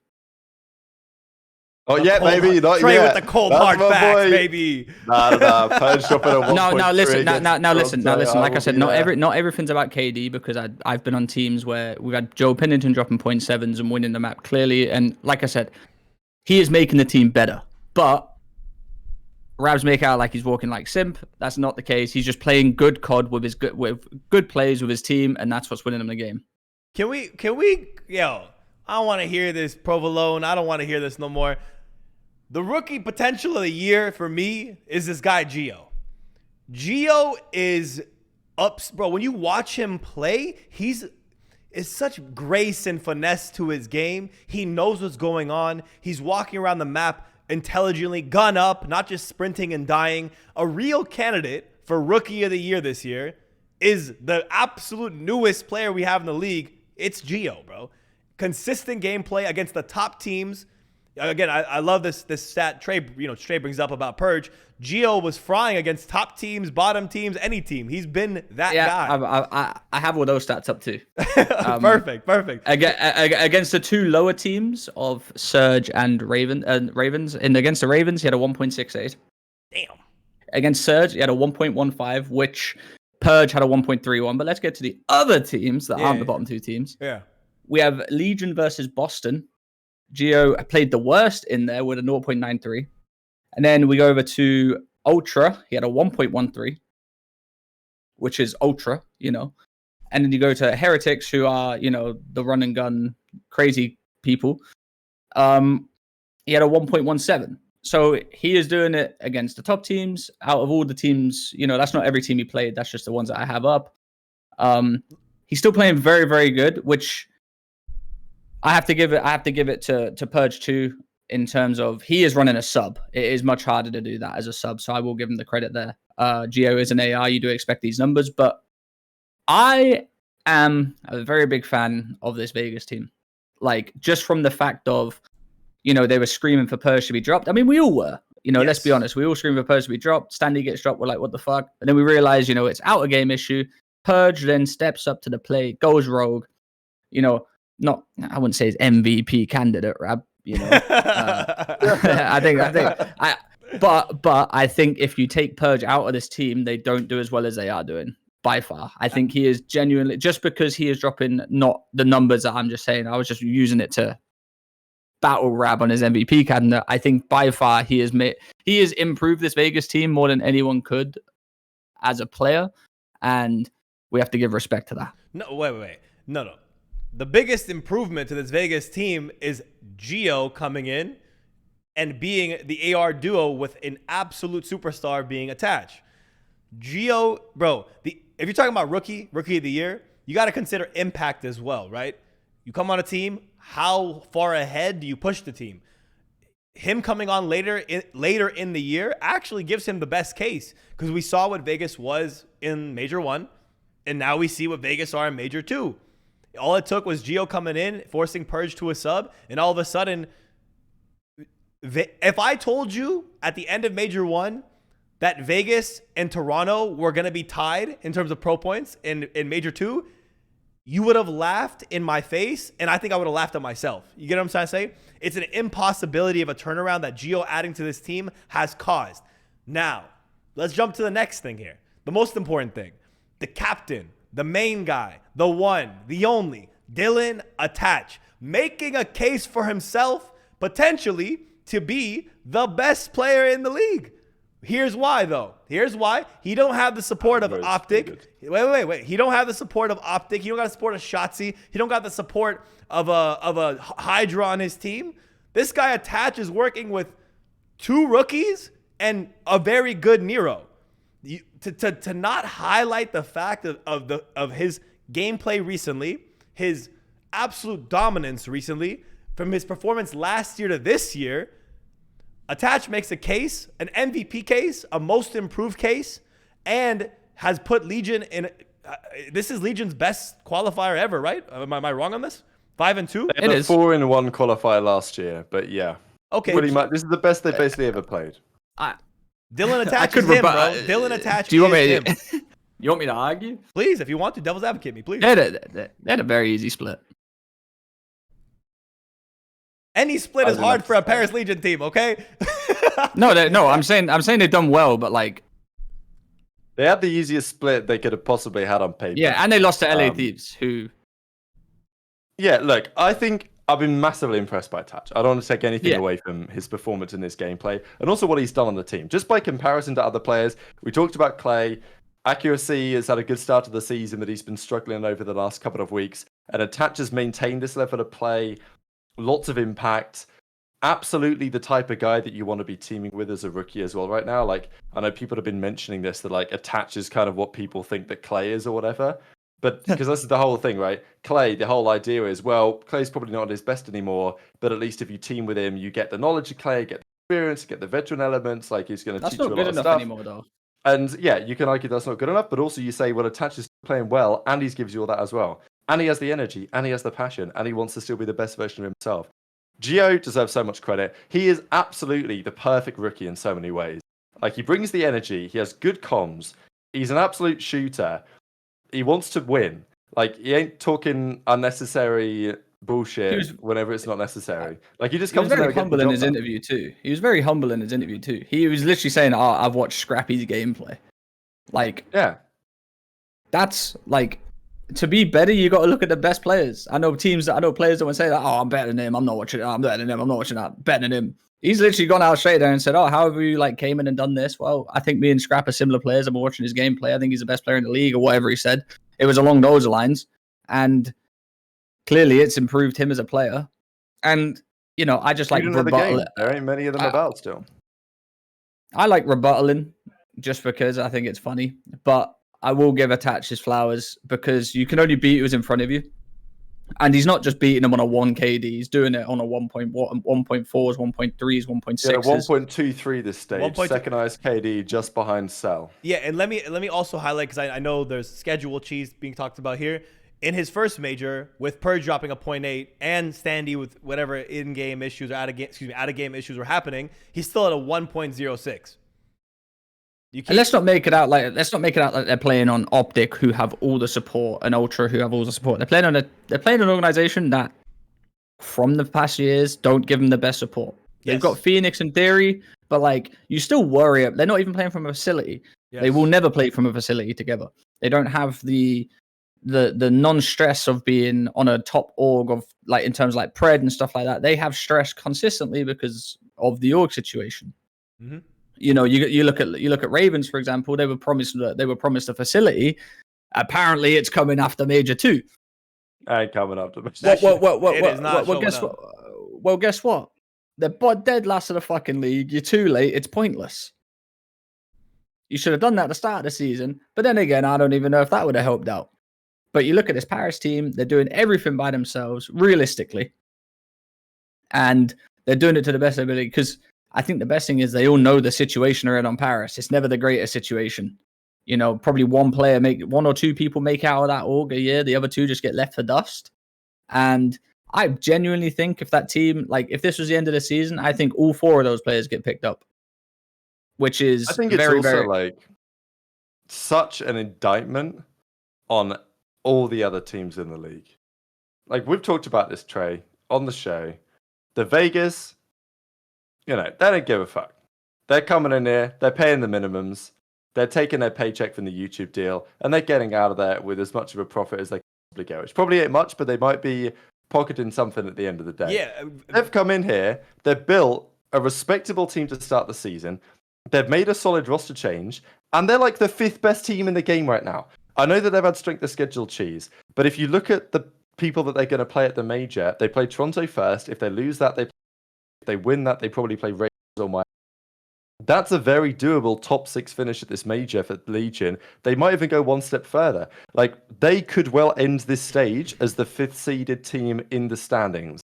There are so many teams below them with more resources, with more money to spend, that have made significantly worse roster decisions in the off-season and during the season. And it's just such an indictment on how badly some of these other teams have run that they have let Vegas actually be ahead of them. Not to take anything away from Vegas, but they should not be the 5th best team given the resources they have. I agree. It just goes to show that, you got 4 players that want it more than everyone else. It can actually go far. You know, I think you know, if when we talk about another team, we have to look at Boston, who have all the resources in the world. Yeah. They are another top org with all the resources in the world. And fuck it up, might as well join dead last. And I know we have this conversation a lot about Boston. Yeah. But something ain't right over there, bro. Something ain't right over there. They beat Seattle. They smoked Seattle. Listen, I think I could load in with 3 iridescent players and beat Seattle. Oh my god. Holy shit. Us 3 and CDL pal, I think, could give it a go. I'm taking down. Me, Haggy, Zuma, and Octane.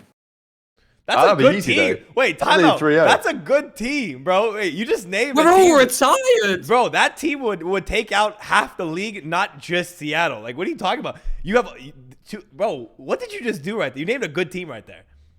It's a good team, but we shouldn't beat 4 They active are a pro CDL team, to be fucking fair. pros. Seattle are a pro team, apparently. Brother, that's a team Apparently. of like pretty much legend, like goats all around. You know what I'm Yeah, saying? What it's are we a talking about good here? team, but Haggy goes to the gym more times than he plays COD. Haggy goes to the gym more time he plays COD. Yeah? Octane plays a lot of Dead by Daylight. Zuma, he's on code names. Who was the last one?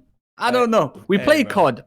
We play COD, but we should, like, I'm just saying, we shouldn't be an active CDL squad. And by far, I think we could. Speaking of shitty teams, let's jump over to the LAT series and see what happened over there. Because LAG, man, I mean, I'm at the point now where I think LAG might be the worst team in the game. I mean, they are the worst. I think they're the worst team in the game. They just beat FaZe. I don't care. I don't care at all. If you watch that series, FaZe veto their best map to play. They were testing maps actually against LAG. They should have won still. Yeah. I don't give them an excuse that they should have lost, but they were testing maps. So, yeah, bro. Right. LA Thieves smoked Guerrillas on sub base, and then Guerrillas just turned around and beat FaZe on it. FaZe gotta be fit and something after that. FaZe, I mean, FaZe on sub base is their weakest map. So I like I said, I don't expect them to lose to LAG no matter what fucking map. But sub base is FaZe's worst map, and that's when I said if you're gonna test maps, do it with the worst team in the league. Obviously they're still annoyed, but it just goes to show that they need a lot of work on that map. And if you're losing to the worst team in the league, on a sub base like it is their worst map, then it just proves you've got things to work on, which is perfectly fine. It doesn't affect them crazily like that. But I mean, let's just talk about LAG for example. Like, wow, against LA Thieves. I mean, I'm mind blown anyone had LAG to beat LA Thieves. Just gonna let that be known. I don't care about past of LAG always smokes LA Thieves or whatever like that, like 8-1 record or whatever like is. Come on, boys. Come on. I was not one of the faded individuals that had that. I definitely had LAT winning. I guarantee it was all the people in LA. They're smoking the reefer, the devil's lettuce, because something's going on there. There was not like, I mean, we all got the pick wrong with LAG and FaZe. That should never happen. But yeah, of course. This LAG team, I feel sorry for this LAG team. You want to know why? Because I didn't think anyone could have less support than Paris, but fuck me, LAG have gone and done it. Wow. At least they're paying someone to run their socials now. They have an actual social person on their account doing. They'll probably take out the player's salary. You know, maybe one of the players is doing it at this point. I don't even know. Just as a side of me at this point, yeah, it's rough. I mean, they can't win a respawn to save their life. It's just like, where do you even go from here? This is what Legion, like, almost not should be, but this is kind of, given the level of interest and commitment, this is kind of almost what you would expect a team on that level to look like at the moment. But Vegas are just like outperforming expectations. It's really cool to see. Guerrillas, on the other hand, are where you'd expect them to be. Bit of a shambles. You've got to look at the FaZe series as well, because Assault somehow won that series, dropping a 0.65. I don't know how that's even possible. Diamond Con went big in the game 5. Estriel had loads of impact. I just don't see how Assault stays on this team post Major. Yeah, I don't. We've been harping a lot about this LAG Flames team. is right there, man. Come on, give it a go. Yeah, we've been harping on this team a lot. Assault is definitely the one underperforming. Assault definitely needs to get off this team, and the true potential of LAG, I don't think hasn't been hit. Diamond Con is a good player. Estriel's been performing. Fame is inconsistent. I think LAG at the end of this major should make a 2-man change for Assault and Fame and see what they can do with Diamond Con and Estriel, because those guys are actually, certified shooters, know what's going on. You put some better pieces around them, I think they actually have some potential. If I had to make a shot of someone you could put with them possibly, I would be looking, depending on there's going to be a lot of people looking for roster changes, so the market's going to be tough. But if I could think of someone to put with them that will be available, if I had made my best guess, it might be Standy. That would be someone I think at the end of the day, after a lot of the other teams make the changes they want to make. That'd be a generational brain dead team. It would be an interesting... Go ahead. I think we got straight. I think listen, you can't get dropped off 2 teams and be none of it due to skill. I think you add Standy to the mix. Like I said, love Standy. Great.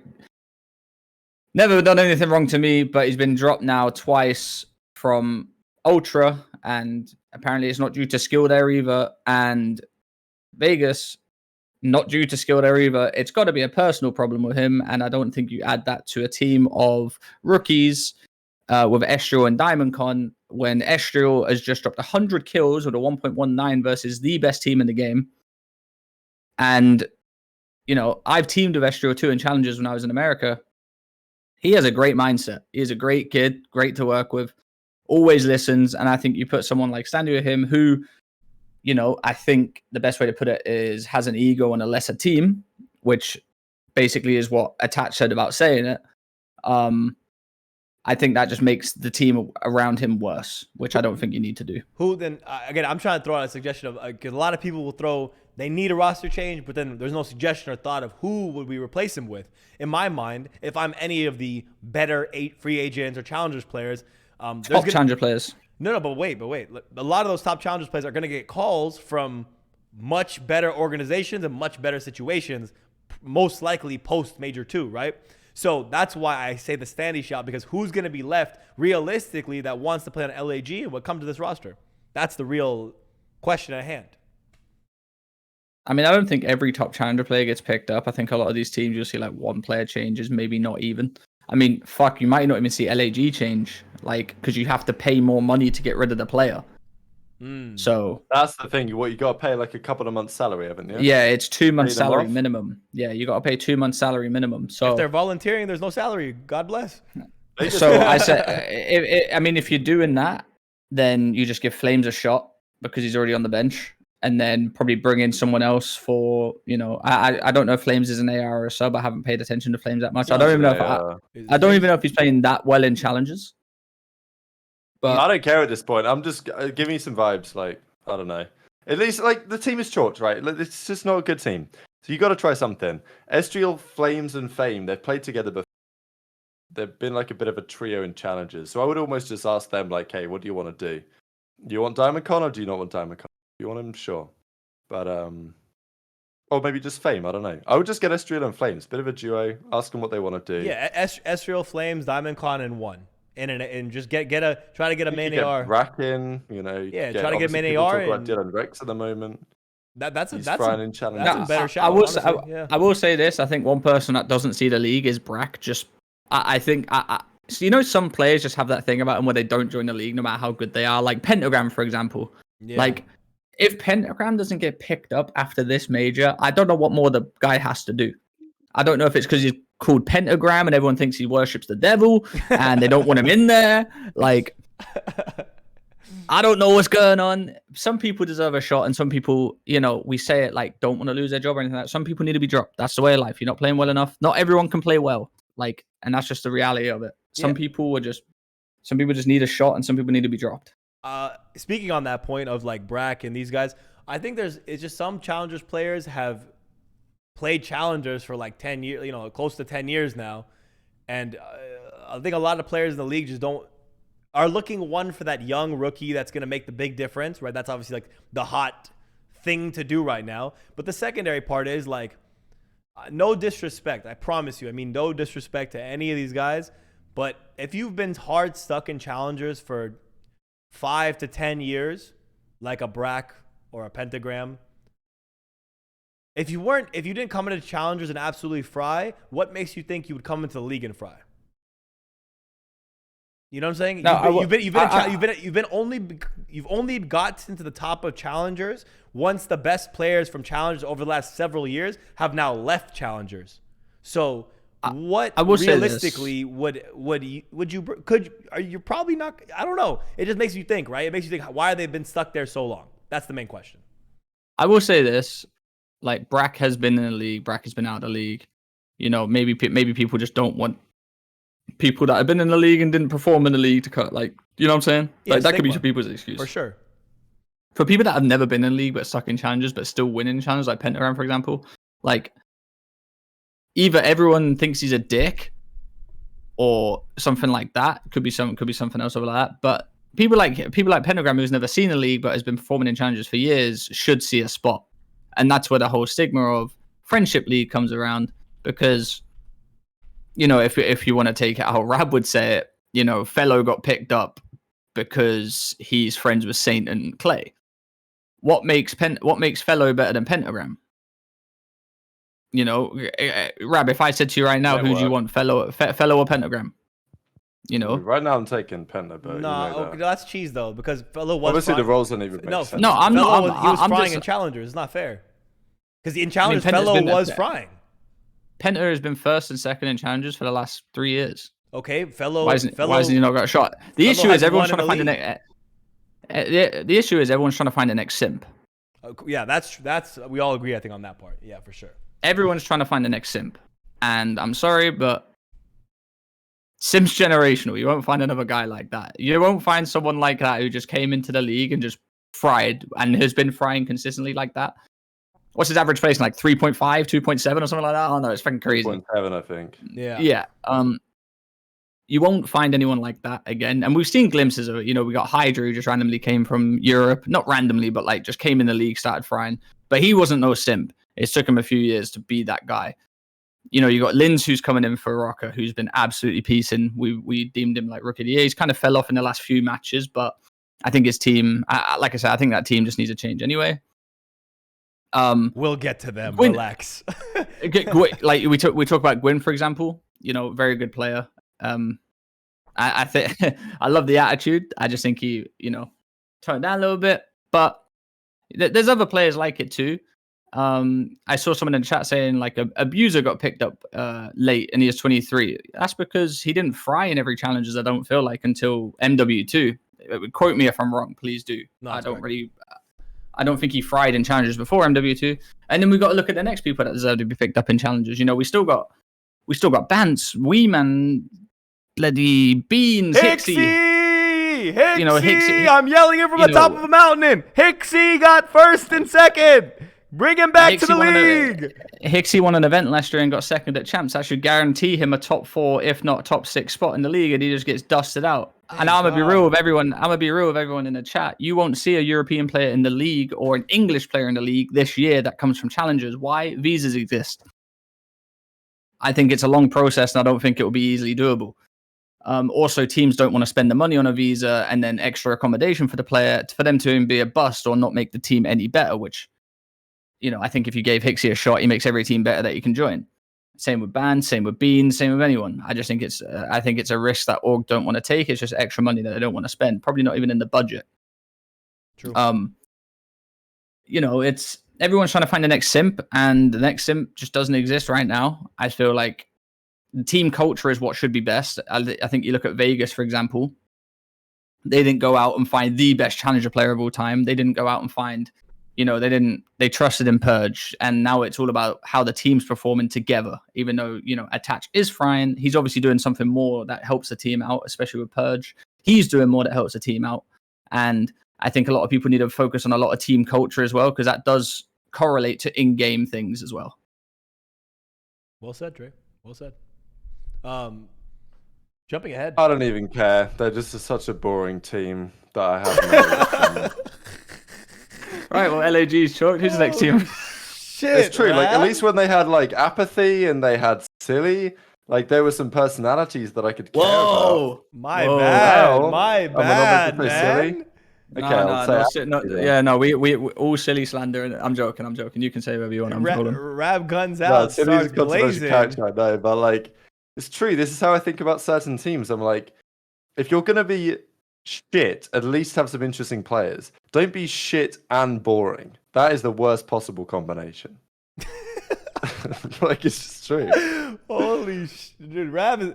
Hey yo, I don't know Rab. wrong? Ate today before the Wrong. show, but damn, it just kicked in right now. Let's jump into another battle of the shitters. I want to jump to Seattle Surge and Boston Breach. Let's jump to that because obviously, you know, I got some words to say about that series, obviously. Here we go. Were we impressed? I'm going to pose the question to you guys. I'll take it last. Were we impressed with Boston, or is this just a bad Seattle Surge team? Don't ask me rhetorical questions like that. I swear to God. I swear, like, I've just sat and roasted Seattle for like 30 minutes, and then the next question I get is, do you reckon they just played well or a bad Seattle team? I just had to do it. I knew that was coming, but I had every to, bro. series Surge play, there's still part of me that thinks, well, they do have Hook, and they do have like some decent firepower, but I just know they're getting trounced. Like, it's just so bad. It's funny, right? RCTs, they lost the series earlier in the weekend. Who did they first actually, Surge? They played like earlier in the weekend. Surge played. Not a particularly memorable series, I'm not going to lie. Absolutely. When Surge is involved, it's not memorable. They played a Legion. They lost 3-1 to someone. The Legion. Oh, yeah, of course. Yeah, they lost 3-1 to Legion, and RCTs was checked out, and then he was like, no, I'm locking in. And then he comes out the next series against Boston, same shit. He's getting fried. He's looking down on the floor like this. You know, the vibes are chalked, and it's just all over. And it's the same bullshit we said with Brian Sate and the Ravens. Like, well, at least that's happening remotely. These Surge guys are there in person. Rambo Ray, what does this brother do? I mean, we had this whole conversation when he was on OpTic, and the whole Dashy drama happened. And it's like, well, which side are you on? Are you on Dashy's side? Well, he hasn't won much in the last few years. Does Rambo know what he's doing as a coach? Well, I'm not seeing much evidence of it. And yeah, the Illy situation is highly unfortunate. But yeah, but then you go out you go out and pick up Rezi. Yeah, this poor Hook guy's doing it all, and everyone's baiting him. I mean, look at Arsty's stats here. He has 2,000 damage, less than anybody else on his team. Brother's playing for kills, and he's still negative. Tragic. That's what we need to talk about as well. Like, I forgot Ray was the coach, to be honest. That's what I'm saying. They go under the radar. Where is this guy? Does he tweet GG's back stronger? I don't think. Rob, they all hide. They all get fired, right? They all hide. But listen, I will say this. I've been harsh on Boston, Ace and Rab. I've been quite harsh on them. I don't think they're amazing, but they have had a hard schedule. They've played FaZe, OpTic, and New York in this split. Taking OpTic to a last map, getting slammed by the other two, and then beating who they should beat. They lost 3-0 to Vegas too, but I just think Vegas are just so in form right now. I think they could take a top team to a game 5, maybe even win. I think they are that good right now. You say Boston? To a game 5. No. Did I say? But I meant Vegas. Oh, okay, yeah, okay. Yeah, no, because I said Boston lost to Vegas, which I believe Vegas would take a top team to a game 5 or even win. I think they're that in form right now. Now we'll have to see how they do on LAN, because obviously that's where LAN matters. Let's be honest. You know, they could do all this online, go out of LAN, get top 12, boom. What the fuck do we do now? But I think Boston have had a hard split. They've beat everyone they should beat. They beat Ravens, Rokkr, Surge. You know, but you look at this Boston team who do have all the, you know, all the facilities behind them, all the money behind them, and you expect them to do better. So, and it's like I said, I don't feel like ASIM coming in made the team amazingly better. I think ASIM makes a team better, but I think they needed a 2-man change to truly like sort out this team and make it a contender.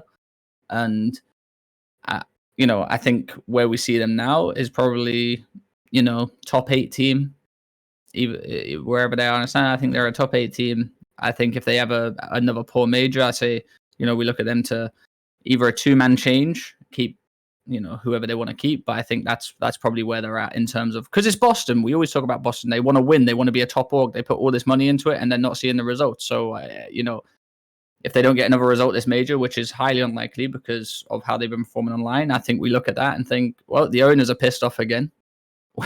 Who are we getting now, boys? Let's go let's find someone else. It's a big major for them. Like, they played New York round 1. If they lose, I think they can actually beat New York. I'm not going to predict them to, but I think that is a very interesting series to me, just because of like the search and destroy side, and I think it's more interesting than people give it credit for, possibly. But if they lose that, they play Rokkr, I'm pretty sure. So it's like, realistically, one of New York, Boston, or Rokkr are at top 12. And that, like, Rokkr still have some potential. They've just been playing trash. But Boston, Minnesota top 12 battle is pretty interesting. Like, especially for whichever team loses that, especially if it's Boston. It works either way. Like any team that gets top 12, there's got to blow it up. But at least Boston gets 2 bites of the cherry. Yeah. Because they made winners. Seattle. So I'm going to start off with Seattle. This Seattle team is one where I think you have an Alec that's given up hope. I think he says it on, people could write on Twitter whatever they want. Obviously, you're going to save face and not, say what you're going to say. But I don't think Alec believes in his team. So he's playing like he doesn't believe in the team, like he doesn't want to be there. I am not a fan of Hook's play style generally. He is a shooter. Don't get me wrong. Snoopy is a shooter. Hook is a shooter. Not a fan of their play styles. If you're going to get Hook on your team, you need to have a slower Pred, Lins type of sub to balance out his absolute rogueness, essentially, right? That's why the Shotzi Pred duo is so exciting now and so dynamic that as they come to form, they make a lot of sense. Shotzi's your finesser. AG's your slow sub who's going to get you your calculated kills. Hook doesn't have them on this team. He's the guy who's just running around and everyone kind of running around like headless chickens. They need a 2-man or 3-man change, and it's honestly a decision of management whether they're going to base that around Alec or base that around Hook or keep them both. I think that's the only two you can actually keep. As bad as Alec is playing, I think if you let Alec choose his team and give him kind of the keys to pick his own team, I think you could get a chance of having a revitalized player and have him start shooting back. This is one of those cases where I think it could happen. I'm not saying the future is bright. I'm saying this is probably your best chances to get a good Alec. If you don't believe in it anymore, then give Hook the keys and let him build a little bit of a roster around himself. And, that's your best bet. 2-man, 3-man change for Seattle. Boston. Here we go, baby. You guys are too busy making Monterrey, Mexico watch parties rather than being concerned about winning. You guys are, dude. Boston. You're making your chessboard so easy to read now. Snoopy is a player that needs more time to develop. I said this week after week, and I shall keep saying it week after week after week after week. They're 11th in the league. There's a reason for that. When you watch Snoopy, he has the gunny. His gun skill is there, but his mind is not there yet to play COD on the highest professional level. He needs time to get his gameplay right. Boston, though, I think Asum, Priesta, Slasher are a good 3 in my opinion. You just need a better 4th to balance out that team to make it very, very good. And speaking back again to Boston's chessboard, I don't know, man. This watch party stuff back in his hometown, it just seems like PR, marketing cheese that's so like, I don't know. It just, to me, it looks like you're pushing for an agenda, pushing for a certain fan base and trying to promote that fan base specifically. I don't see y'all trying to throw a watch party in Slasher's hometown. I don't see y'all trying to throw an Afghans only watch party in Toronto for Asum. I don't see any of that. I'd be there myself. I don't know where Priest is from, but I don't see anything for him. So to me, it just seems like the org is building around this marketing campaign for Snoopy, and that's the reason why he's still there. And I love this. Like, this is Ace's only take. Every week he comes out. Because every week I watch him and it doesn't get better. Every week I watch. It shocks me that Trey watches COD. He's played COD professionally. I'm shocked that Trey doesn't come with the same kind of thought that he just doesn't know what's going on. So, sorry, I'm currently in a battle with everyone on Twitter. I got RC's DMing me. Well, for starters, we had this segment. RC's responded. Do you want to bring this up, Ace? I just see. Well, just before I'm distracted. I'm distracted with Twitter. Obviously we had that conversation to start with the whole WxC thing. So I'm getting called now. I'm getting DM'd left, right, and center, being called a snowflake, being called a bitch. Jesus. I just received a DM from someone. Sib has so much more money than you. What you trying to fuck that? I don't know, bro. No way. Listen. Expose this shit. Yeah, no, it's crazy. Wait, let me check my DMs. It's crazy. Anyway, back to the talk. RC's DM me. It said LeMayo because I said I could beat a team with 3 iridescent players. Obviously, I don't think I could beat them with 3 iridescent players. I just don't think they're the greatest team in the league right now. Secondly, I think it's fun when players join in. I think it is fun. I think it's fun that the players watch the show. And yeah, I don't know what's going on over there. If you want to bring the R City tweet up, you can. Obviously, he's watching the stream right now. He DM'd me saying that was good from you. I'm going to tell my team about this. Alec, if you're watching, come on. I would love to hear from you and listen. This is actually great because when I say things, I remember I'm friends with these players. I'm friends with Alec, and it's nice that he can just take it for what it is. He knows his team's not in the greatest spot right now. Obviously, I'm probably not beating them with 3 iridescent players. It was a fucking they're a full pro team. Of course I'm not doing that. But I think it's a good comparison, just to saying, when we say they're bad. Do I care? No. That is a good tweet too. Yeah, I don't care. I think what a good thing is Alex not here saying who the fuck are you talking about my team like this. Anything like that. It's all good fun. They know you they say need that to improve. if you're good, but if you're dog shit, then Jesus, they know they God damn. They know they need to improve. But Alec is a friend of Dope Check. Okay, Alec is a friend of Dope Check. Calm down. I will argue that everyone's saying Alec needs to kill. Alec's been kill whoring. There's been numerous situations where I'm looking at the mini map, and I even done a tweet about it. There was a moment in the Seattle game where they were playing control. They had 2 people on the point and 2 people outside the point watching the cross the hill. And I'm thinking, fucking hell, my Seattle take's going to come through. I'm going to look like the man on GG breaking point. No. Some stupid motherfucker decided to chal outside the hill when he didn't need to and cost the whole setup. And that's what I'm talking about. No one really sees it because no one looks at it the same way I look at it. A lot of pros would, but the average viewer is not looking at it. Casual viewers not looking at it like that. But that's the type of stuff. And then Alec dies and he spawns up, gets a few more kills, whatever like that. And they're like, oh, Alec's a kill whore. No, they win the series if if that guy just sits down in hill when Alec's pushed out and someone else is pushed out on the other side watching them go in hill. What do you mean? Who's the guy who made the bad play? It's probably Hook, right? I mean, give me 1 second. Okay, you don't remember. I thought you knew and you just weren't saying to try. No, but come on, bro. I've been calling people shit and telling everyone to just get dropped. You think I wouldn't say he made a bad play? No, I just don't know what you do with Surge. Alec needs to have a convo with Rambo and figure out what the hell's going on and what they can even do. I feel bad. It's the whole Illy situation has screwed them again, just like it screwed OpTic previously. But I also think that Seattle just built a dogshit team from the start of the season that was destined to fail. So what? No, Rab, I said that from day one, and I still stand by it. Rab. Why you do this, man? Why you want to make me roast you? The team, the team on paper is not a dog shit team at all. It didn't make perfect sense, right? There's role issues that was definitely the one highlighted problem with the team.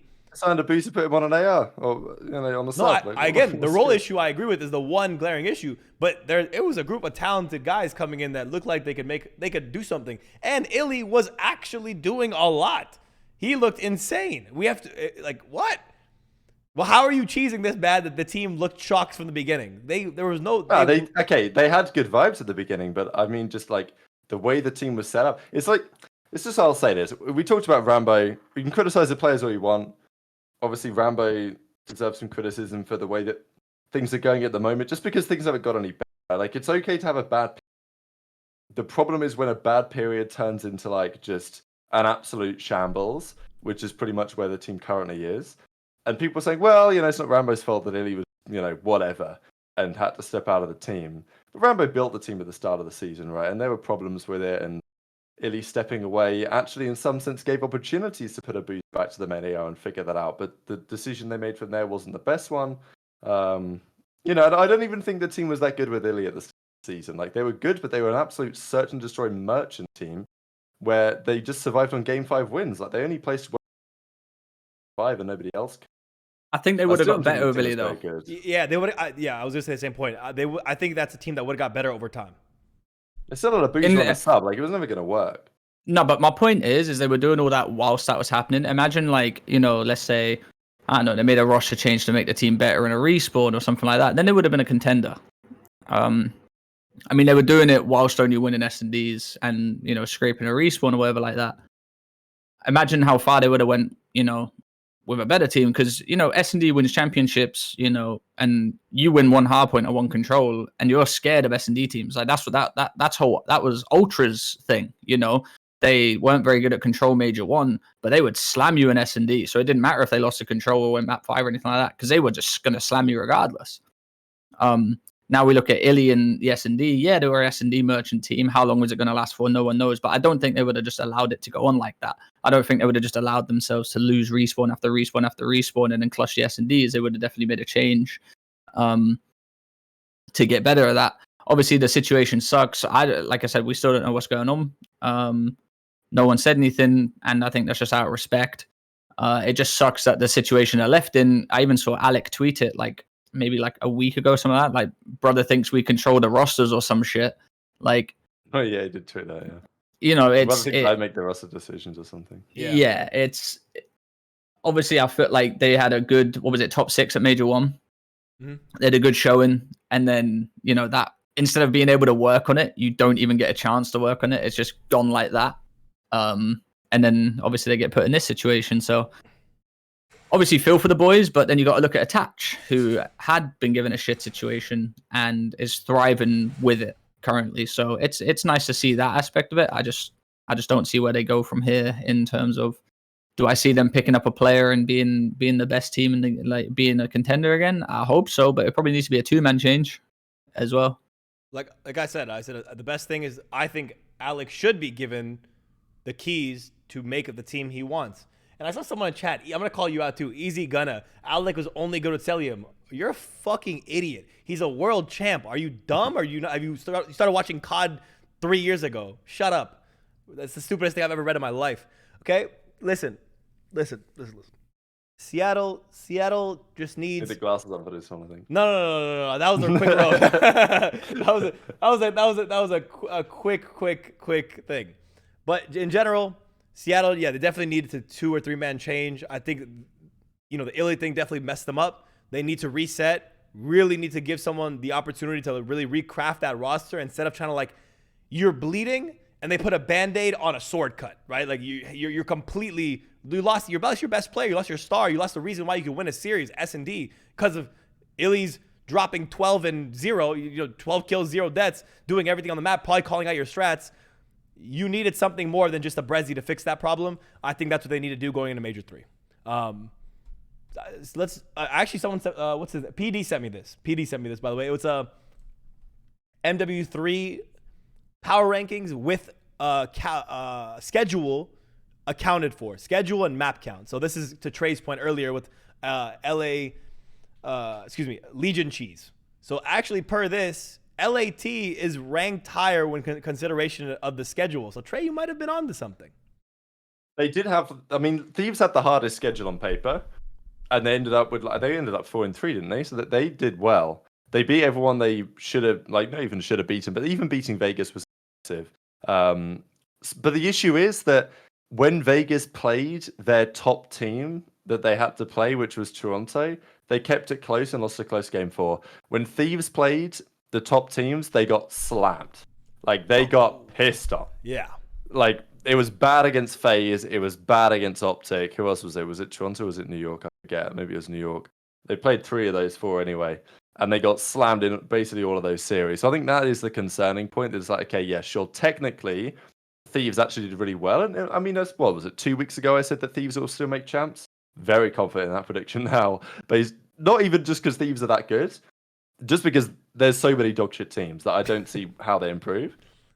Whereas, but if I had to pick a team that is most likely to get top 4 at the major, it's still probably going to be Vegas. And then maybe even Boston, just because I still think they've got that, they can go to LAN and still make something happen, I feel, that team. I still don't know what to think about them. You have a lot more belief than I imagine in Boston. I don't know what it is. You have a lot of belief in them. Is it Slasher? Is it Slasher? It's just Slasher Cheese. It's Slasher Cheese. Okay. Yeah, it's Slasher mozzarella provolone. Whereas Thieves, I just...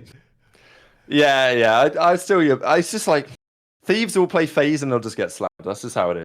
Whereas Boston, I don't necessarily see that being the case. I think they can play up to their opposition as well. Whereas not always the case elsewhere. Yeah, let's jump. Yeah, let's jump over. But oh, look at that OpTic, baby. Look at that. Number one. Let's jump over to. We don't even have the OpTic series up. Let's jump over to. Are we talking about one? Yeah, let's talk about the Minnesota Rokkr and then Toronto. Then we go Versus OpTic. Miami. I think that, yeah, we jumped there, right? Minnesota. This was actually a big matchup, only because whoever won this was essentially going to be put into the winner's bracket. So it was a fight for your life type of matchup, which made it fun to watch, but obviously the result was not fun to see for me. Yeah, Minnesota ends up going 1-6 for this split. Definitely not what they wanted, and you know, ruined their chance at making the winner's bracket, which it actually would have ended up. They won the series, they would have taken the 8th spot.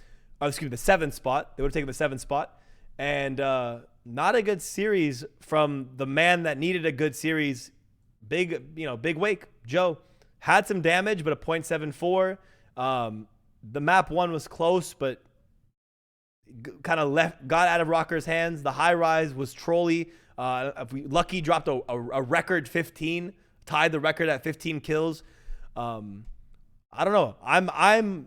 I said if they lost this matchup, I would have to come on here and roast. And at this point, they've kind of left me no choice. I'm of the belief, truthfully, that Rokkr now do need a roster change. If the only way that changes, the only asterisk I can say about that is if they go to the major and get like a top 4, top 3. In that case, okay, you proved it wrong. You gave a reason for your team to try to keep going. But yeah, man, losing this 1-6, 3-0. You don't even get to play sub base. You don't even get to. I genuinely thought this would be a 3-1. I thought Miami was gonna win Rio, and then it would have been a 3-1. But we didn't even get there. Yeah, no, this Rokkr team is in trouble. This Rokkr team is truly in trouble. Linz's talent is being wasted. Very good sub, very good player. The team needs to get fixed up quickly because there's a lot of potential here that can be unlocked if the right roster combination can come together. Because you have the pieces. You just need to complete the puzzle. Yeah, I think Rokkr, man. Trey just nailed it. You know what I mean? Trey's brain might just be way too big. I'm sick of always being right, bro. I'm sick of it. It's so fucking dumb. So annoying. What did I say? They'd break after the series. What happened? Broken. Dismantled. Gone. Ace is looking at me like, no, they'll be fine, but no, dismantled. Violated. Holy shit. I also think they just need to change. They just need to change. That's what they need. Yeah. I think what frustrates me a little bit is that they've stuck it out this. I think it's probably fine, but it's like, I don't know. No, I'd they like have to stick see it out. them. Yeah, They had to stick it out. Try what Ravens did during Major 1, which is just listen, to try something before the Major. They had to stick it out because they didn't play bad. That's the Yeah. issue. They didn't play It's bad. the Game They 5 cheese, man. They lost Game 5s. They think they lost a free. free. They lost a 3-2 heartbreaking series versus OpTic, and then another 3-2 to who was it again? I Toronto they forgot. lost to. Yeah. Toronto. Game 5. I mean, and then they're sat there. They're not a bad team, but results like that harm the team, and that's why I said they'll just get dismantled. Not saying they played bad. Yeah, Jay Musher Listen. says it well in the chat. Like, they could have had Gio. Imagine they got Gio and picked him up instead of Wake. There was a chance there. But they missed the boat. There was no chance. Don't think that'll work? At that time, no. At the time, they placed well at Major 1, so it didn't make sense. But here's what I will say. This is my analogy that I want to give for the team right now, right? They were in a cemetery. It was already a little hectic, right? They choke against Toronto. The dirt was dug. 6 feet of dirt was taken out of the floor. They choke against OpTic in the worst fashion in a control that we've seen in a very long time. They were placed into the hole in the coffin. The top was put on them. They choked to Boston Breach, and that was the 6 feet of dirt being placed on them and the tombstone That's when Trey slam. came in with the shovel. Yeah. Yes, that's when Trey put the dirt on top of the coffin, and the coffin was sealed. It was done. They haven't been able to recover besides a 1 win against Seattle, which, as we agree, it doesn't even mean anything. And another Game 5 loss to LAT. The team's in shambles. I mean, to be fair, like, any team with this many Game 5 losses and just a 1-6 split, how much do you believe in your team at that point? A change needs to be made. That's the end of the story. The only question I do have for you guys, devil's advocate, I guess, in general, is one-man change or two-man change? One-man change for this team. Rab? I think I agree. I actually still think they've got some pieces. I guess I would ask the question, it's really what accuracy thinks is best. Like, he's been able to get success with decent talents. Obviously, Linz ain't going anywhere. The question is whether there could be a better partner to Linz than Vivid. And I think we've seen enough evidence to show that that partnership can work. It's just we need some more slaying, right? Like, I think this is an inevitability. And yes, the Game 5 ice is non-existent, and Vivid is a part of that, which is worth discussing. But also, is there really a player that I can pick up that I have confidence will, be better in that position, especially if they're like a challengers player with not that much experience? I wouldn't say necessarily. I mean, but accuracy's levels at the start of the season, I mean, it's not like accuracy, people were talking about accuracy like he was absolutely cooking. And he was playing very well. But in Major 1, it's not like he was dropping a 1.2.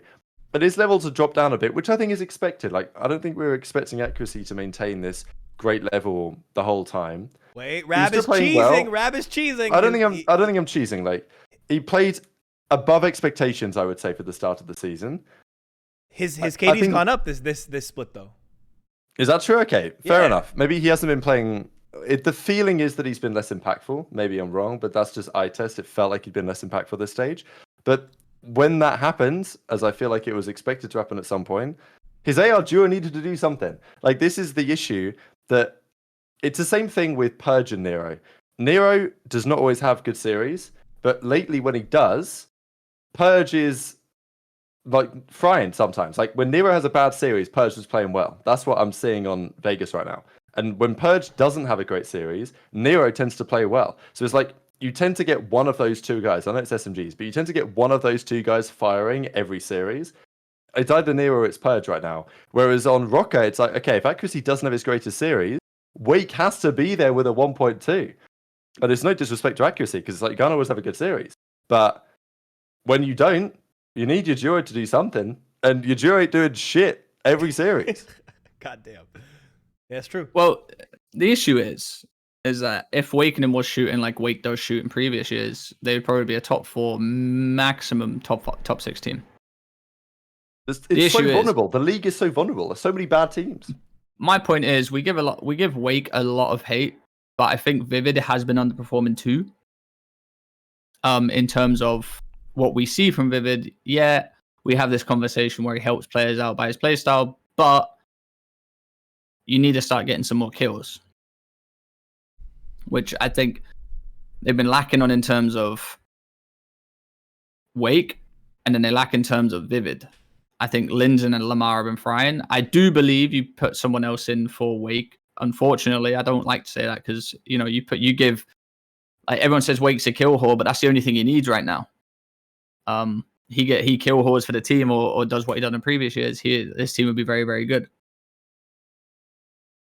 The issue is that he's not. So who do you get in? There's only one name in my fucking mouth. There's only one name in my mouth that fucking leaves that, and that's Cammy. I think he is the perfect fit for this team. Good standings, good in the standings, so it's not like he's joining LAG. Got Lamar that he says he needs a strong main AR beside him that plays a slower role. And honestly, I kind of hope they don't have a good major, so it doesn't like put a bandage or a plaster or a band-aid for the Americans over the wound, because it's happened so many times where a team has a bad split. They have a decent major. They think, fuck, we're pretty good. We can do this. Go back to online and get pissed on. And then that time slot they had to make the change to get better goes, and then it just spirals out of control. I think Cammy is the best fit. I think, honestly, that is the only team I see Cammy joining, realistically, for me. I think it's just a like for like swap. And I don't want to say get Vivid out, but I think he would be the next one that's like you look at and being like, right, he needs to start playing a bit better. Because I think we had an agreement that I think the only reason they're in this situation right now is because he fucking chowed out of that doorway chowed out the window on Karachi Control. And yeah. listen, I'm not doing the whole blame game right now, but if Vivid didn't jump out that window, they'd probably have been sitting like 6-1 or 5-2 right now. Instead, though, not looking great. Goddamn. I mean, yeah. I will say some people in the chat are saying Cobra. Cobra doesn't speak English, so I hope you guys. That's why Cobra's a very good player, but he doesn't speak English that well. Hope you guys know. So I see a lot of people saying Cobra. So. Whereas most people saying like Dylan Rex, or they're saying Lunas. These are options. I think it's worth considering, but this is where you have to rely to some degree on Looney team to have some idea what's going on in challenges, and to rely on Accuracy's feeling as to what he thinks about the players. Like, I think what Accuracy did, and when Seattle Surge were forming their team, there was talk about how Accuracy was effectively doing interviews, was he not, with the players? Like, he talked it with Pred. I don't know, maybe the roster was kind of already set, but he talked about that he'd had conversations with Pred just to see what the guy was like. What's the energy like? How is he as a player? What's his personality? Is he the type of player that's going to turn up to main stage and be like be a fry or whatever? And this is the vibe he got from Pred, was that, yeah, this guy's a man for the future that I want to work with and try and mold.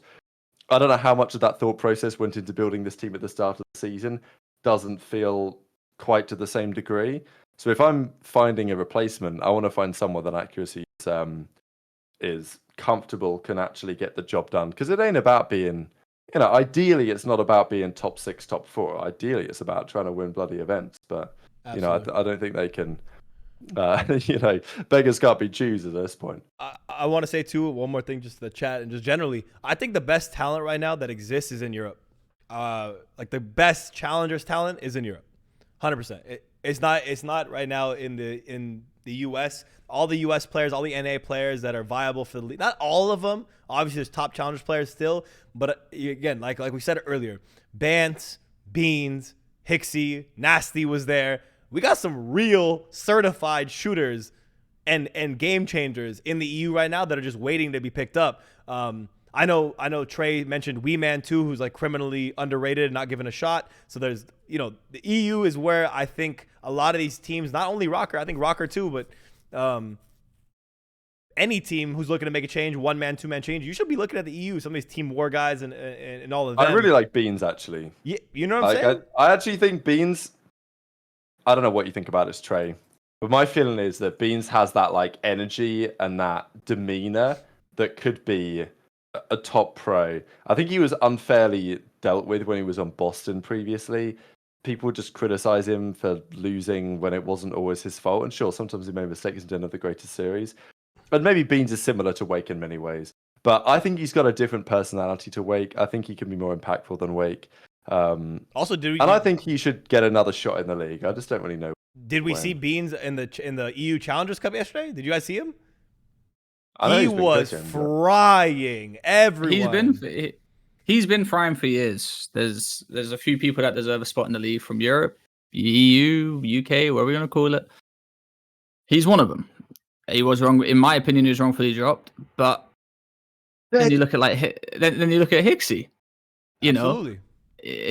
But with Ben, I saw he shoots people in the back and screams dead. And I saw some people have an issue with that. Do people not understand that, like in open bracket matches, I would shoot someone in the back and scream they got turned on. Yeah. Bro, do you know how mentally that checks someone out? Shut up. Imagine hearing that. Oh my god, he's been turned on. No, he's been shot in the back, and that guy sat there like, I ain't been turned on. What are you on about? And his teammates like, oh shit, he's been turned on. He's been pissed on. That's a good point. Yeah. Same shit applies. Same shit applies. If there's a clip of Ben Bean screaming out dead when he shot someone in the back, it's a mental game. That's what, like, I'm just saying that's in general. But Ben Beans brings something to the league a lot of players don't have, and that is the unmatched passion. Like Rab says, passion, and he's one of those guys. Again, he doesn't get his credit enough because I think a lot of people don't. He's from the EU, so he doesn't get the same shine as other NA players. But he's one of those guys. When you watch his perspective, it's like I said this about Dante a long time ago. But when you watch Beans' perspective, his screen looks a little different. The way he centers on people, the way he's shooting, He's a certified shooter. So actually, I think, maybe a Beans Wake swap would be insane. Actually, you get passion and you get someone, again, Wake was supposed to be the certified shooter. You get someone who currently in this game right now in EU is dominating. Yes, he got reverse sweep. Everyone watched it. They did get reverse sweep 5-2 in the search. I'm sorry. I know. But he was frying the entire time. I could see that one. Maybe that would be pretty sick, actually. I know there's no snipers anymore, but often, I think he was, top 3 sniper in the league back in MW2, something like that. He was disgusting with it. And that's indicative of just good gunny. And it's not like Awakening has bad gunny, but I just think Beans is like Wake, but pack-a-punched in terms of characteristics right now. And proven in this game. I'll say proven in this game to be a shooter. Yeah, the EU Dasher. They called him the EU Dasher for a reason. Yeah, well, listen, guys, we live in a world where that won't happen. So it's sad. I think he'll get another chance, but I just don't. No, he will. I think end of this year. We'll see Beans and Hixie on a team because they're the most spoke about in Europe right now. And on my word, if we don't see Wee Man on a team, I will. I might have to start sending out some personal issues to some GMs because. We talk about Ben Beans. You got to talk about Wee Man, who's a direct competitor who is doing, just as well in challenges. He just doesn't have, like you said, a character behind him. Rab, someone. That's that. I think that's the issue is people don't understand that these players are so good, but they don't just because they don't tweet out or do something crazy or roast people or anything like that. Then sometimes it doesn't happen. I would love to see more EU presence in the league, but with the way the leagues run right now, they've forced people to change from not many people know that, but they force people to change from where their regions they're based at. There's a reason Carolina is called Carolina, and it's not because they wanted to move from London. There's a reason Vegas is called Vegas. They had markets they could dominate in, but really and truthfully, it's just an all American league at this point.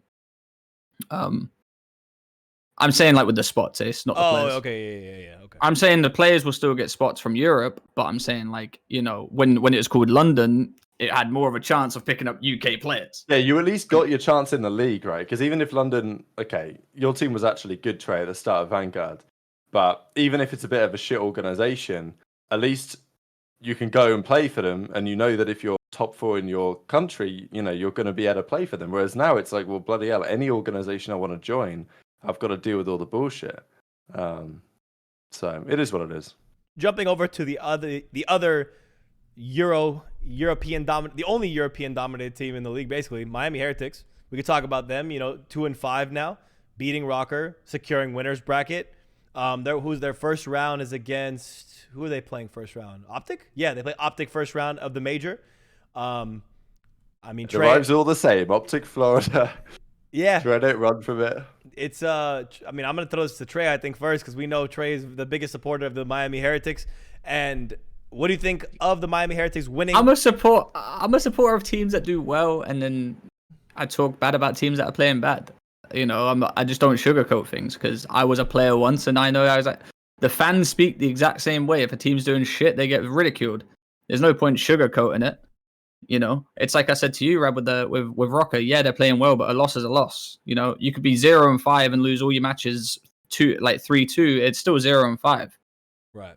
I think we speak about these. They were 0-5, then they managed to finish 2-5. So, but I expect this. I don't expect them to go 0-7. They're a good group of players. I just don't agree with the way they play COD. But that being said, they showed some fucking Spanish passion, which no one in the league has more passion than. And they come away with 2 wins. Like I said, that last loss they had before they got the 2 wins, Vikul looked like he wasn't happy, looked like he didn't want to be there. Next thing you know, listening comes in, he's smiling, laughing, screaming Vamos, dead, whatever you want to call it. And, a full, confident, frying team. Let's say if Heretics go 100 points up in hardpoint, yeah, they're going to stay 100 points up. They will literally put you in a blender because they have the confidence. They're a confidence-based team, in my opinion. I had that little Twitter beef with the coach. It's like we always said, when the team starts doing bad, we can only blame the players for so long before we look at the coach. Now, it's just honesty at that point. I knew they were going to get some wins. They beat Ravens and beat Rokkr. Is it against the 2 greatest teams in the planet? No. Should they do we look at that and think, oh, they should win those anyway? Yes. But they done what they needed to do. They lost 3-2 to Thieves and 3-2 to Legion. It's not like they played a bad split. They lost to, an LAT team who are okay and a Vegas team who are frying right now. They didn't have they had a hard split in terms of they played Ultra and FaZe, and then lost 3-2, 3-2, and then also played the Subliners too. So they had a hard split as well. So I'm not even going to take it away from them. The issue is that you just got to beat the teams that are in front of you, and there's just teams that are better than them. So the 5 losses, 3 of them are to the top 4 teams, which is justifiable. But 0-5 is 0-5. So I'm happy they got 2 wins. I'm pretty sure they're in winners bracket now, and they can be one of those teams that could be a dark horse at LAN. They could be just because of the way they play COD. It's very on and off. So congrats to them on their 2 wins. I don't want to play Miami right now. Like, if there's teams I don't want to play, Miami's one. Because they bring the passion, they bring the energy, and they do have the potential. It's like there's so many teams that I have no problem playing that I'm 100% confident I'm going to slam 3-0 if I really try, if I'm a top team. But Vegas, I don't really want to play. And probably Miami, I don't really want to play. If I'm like FaZe or something, or if I'm OpTic, I don't mind playing Thieves. I think I can handle business there. But like Boston, Miami, Vegas, I'd be a bit concerned if I had. I still think, to be fair, Miami will probably end out of this major. They'll end up like top 8 or something. They'll probably lose to OpTic. They'll beat Ravens. They'll lose to Vegas. And then they'll probably make a change anyway when Real comes in. Because it seems like he's got his jersey. So I imagine he's getting his visa soon. But this is just the way that Miami will go. Like they'll smoke some teams 3-0 and then the next day they'll get 3-0. So like I don't have much commentary. I do think, however, that just the specific matchup, OpTic versus Miami, is quite interesting. Like if I'm OpTic, I'm looking at my number 1 seed and I'm thinking I could have had an easier first round game. I don't think you really want to play Miami. And I think that OpTic will see it that way as well, given their history. Right. Only thing I have to say about this team, there's not much to say that you guys haven't touched on. It's just that Eric Boom is okay. He's a good player, but he's at the bottom. It's him and Clay basically at the bottom of the league. I think Journey gave you a lot more. You have Journey and Real now on the bench, so it's kind of a weird. It's like a weird situation. I feel like for them overall. With Journey, your team was a lot more successful, at least online. But now you have Real coming in, so I wonder, do they swap out Eric Boom just for Real, or are they considering bringing back Journey again and trying to like swap in pieces, or will we see like multiple changes throughout Major 3, and will they test the waters almost like a old JCap LA Thieves roster where you keep rotating guys in and figure out what will be the best combination? I think they haven't found it yet, but I will definitely say I feel like their original roster with Journey was definitely better than this one. That's kind of where I'm at seeing this. Real, I think, is a good player. I think he's going to be big for them. Maybe Real, in terms of Eric Boom, is that final glue, that piece, that X factor that's going to bring them together for that Major 3. But I wish him luck. Obviously, you don't want to see the hosting team, right? The Miami Major. You don't want to see them go out top 12. You want to see them make a bit of a run. The fans get juiced up when that team is going deep in the tourney. I'm going to give them, I actually am going to give them a top 6 play. A top 6. I think OpTic has a little bit of a run for their money because OpTic tend to start slow early on in tourneys. Who knows? Heretic might catch them slipping. They'll be really excited. The fans are obviously screaming for OpTic, but there's definitely going to be some fans yelling for Heretics in that venue. If they drop down, I see them top 6. This team has proven me a bit wrong, obviously beating Rokkr and getting better as we keep going. So they get my vamos going into Miami, honestly. The home crowd thing is pretty cool, to be fair. Like I'm happy they at least made major. And they've got the banger first round game. Like you couldn't ask for a better game to play in front of the crowd. Is it a home series though? I mean, yeah, kind of. I mean, it is, but like, if it was in Spain, I'd give you they've got all the home advantage on the planet. If it was actually in Miami, if it was in Miami, I would too. But it's a bit further out, so I wouldn't even give them that. Yeah, to be honest. Oh, really? Oh, I would give it to. It's like when you go to Boston, you go to Toronto. Fans turn up, like you get a lot of local Boston fans. You get a lot of local Toronto fans that are there to see the team. I don't know if that really happens in Miami. Like, how many guys are we going to see? I feel like it's going to be minimal. I'm not saying like the players on the teams, like fans on the teams will support players from that area. I'm not saying that, but like we're talking a whole different fucking country. You know, That's true. that's my point. You know, are the Miami fans going to support Heretics more than they are OpTic? Miami are going to get booed at their home major. It's going to be tough. Yeah, actually, this might be some like reverse psychology cheese. We think it's going to be all good, but really their first matchup is going to be them getting booed at their own home major. It'd be pretty like wild, I said, actually. it's not. Like I said, it's not their fault. You know, like I said it earlier, the league wouldn't allow them to do it. You really think Heretics wanted to come into the league and be called Miami Heretics? Let's be fucking real. No, they wanted to be called Madrid Heretics. Let's be honest. Absolutely. Right? That's why I said the league done this. You know, like it's not. Someone in the chat was like, "Cap." Why would I lie? It's literally there, written facts. You think Heretics, the biggest organization in Spain, want to be called Miami Heretics? No. Yeah. I mean, this might be the only stage where someone gets booed at their own major, like Rab said, because let's be honest, OpTic have every series is a home series, but at least the fans of that team support their team, knowing they play OpTic. You know, it's a bit mixed, but at least they still support it. I don't see them getting the support that they should do just because they're a full Spanish team. That's my point. I think it's a fair assessment. Let's jump ahead over to Toronto, and then obviously the OpTic. You know, let's jump ahead to Toronto. Toronto had only one matchup this week against LAT. This was a big matchup for LAT. If they could win it, right? If they could win the matchup, it meant they pushed them up in the standings. But Toronto does end up winning. What reactions do we have for Toronto coming out 3-1 and you know, making it look easy besides obviously the high-rise S&D? Yeah, they handled business. I felt like they would, just because they couldn't afford to lose this based on seeding implications. If they'd have lost this, they'd have played FaZe round 1. That. So they needed to win this series. They did so quite emphatically. I just think that if I'm any other team, I'm just looking at Toronto's Search and Destroy lately. We can just look at their page if you want, to be honest, Ace. Sure. Like, just have a look at their Search and Destroy this stage, because it ain't pretty. And you've got to love the option. Like, if you're a top team, if I'm OpTic right now, I am relishing because they've already beaten Toronto recently when they played them. They've beaten them in the Game 5 online. OpTic have Miami round 1. If they win that, they probably play Toronto round 2.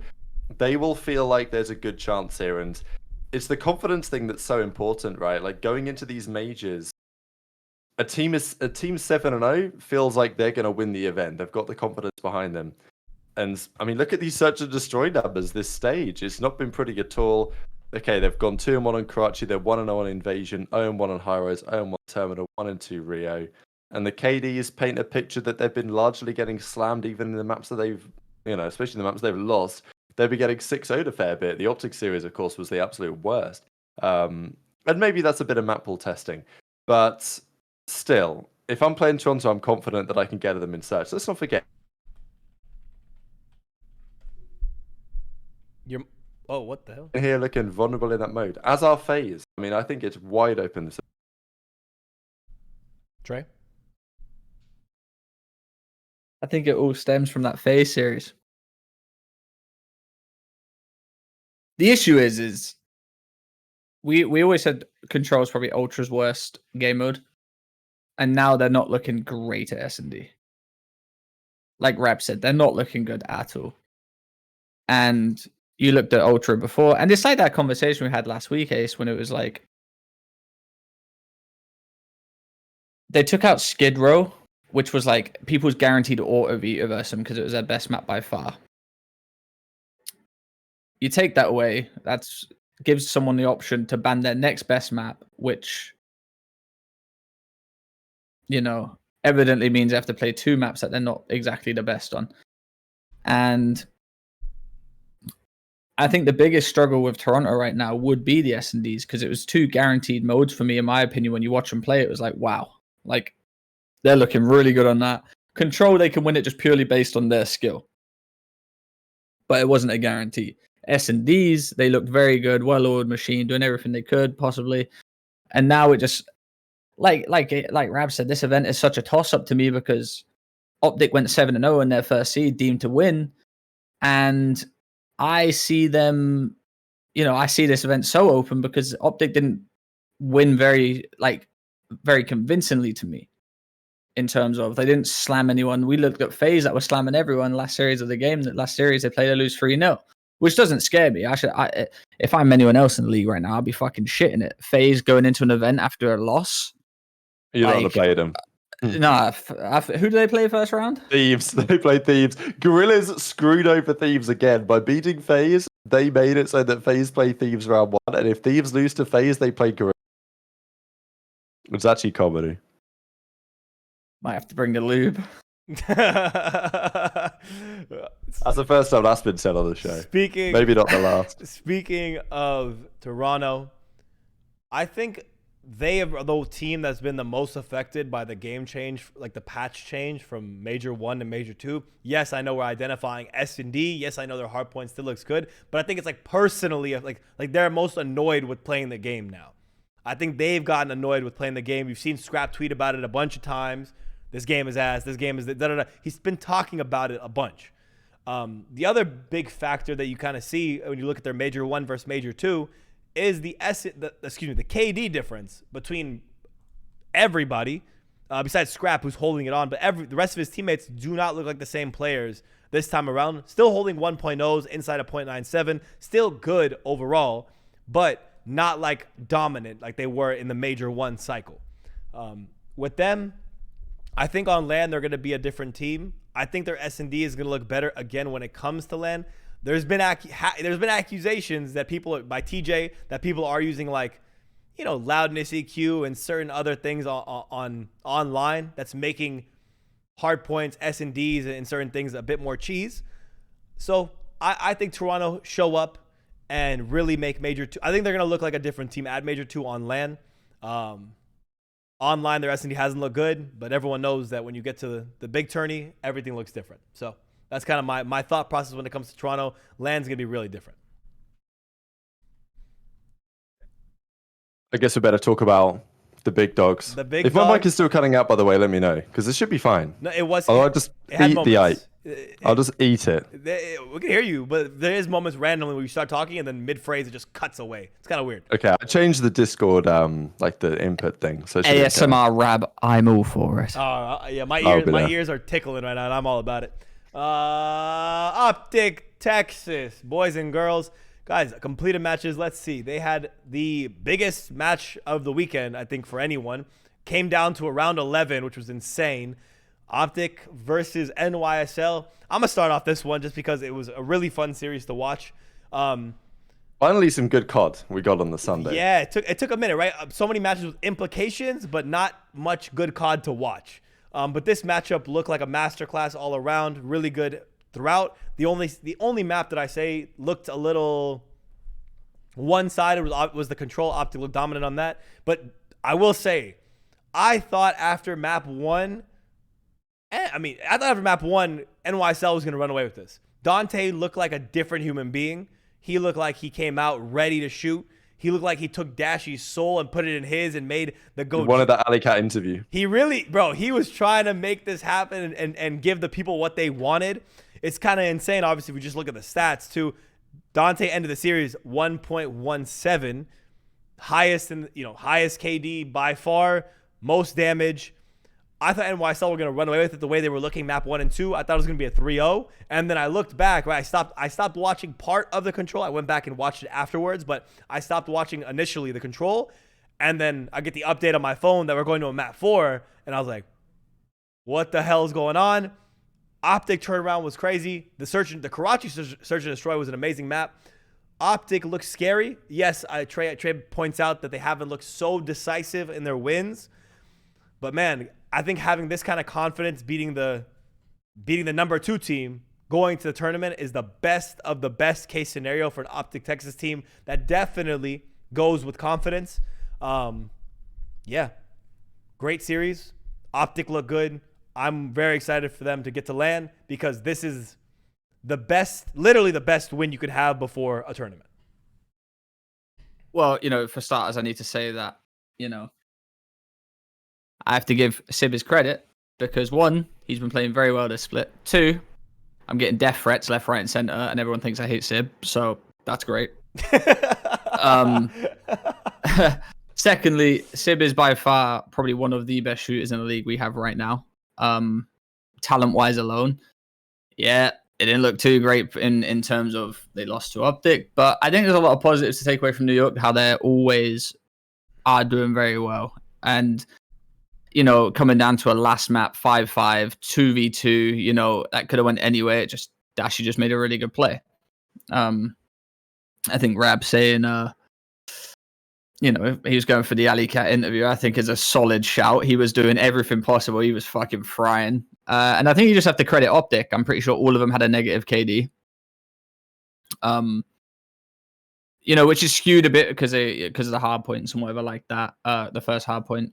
But, you know, everyone was... I had this discussion today how people were saying OpTic aren't being vouched for the favorites in at this major. Like, people aren't saying it. And I'm saying, like, okay, I understand people have their opinions, but they are first seed, 7-0 going into a major. Regardless of anything that you say, they are 1,000,000% the favorites on paper, regardless. And then I guarantee the people that were saying, oh, they're not the favorites, I don't believe so, they'll win the event, and then they'll be like, if they win the event, they'll be like, oh, well, they were favorites going into it. That was should have won anyway. Like, you know,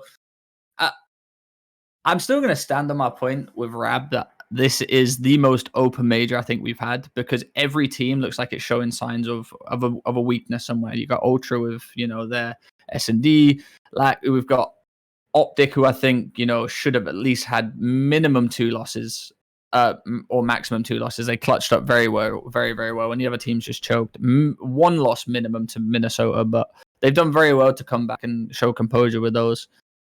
And I think it goes to show how well these top teams are, because we look at these teams and we look at New York, and we always looked at New York as being the 4th best team. But I genuinely believe New York, FaZe, Ultra, or OpTic can take this event as we speak. You know, I wouldn't be shocked if either 4 of them like won. It wouldn't surprise me in any way.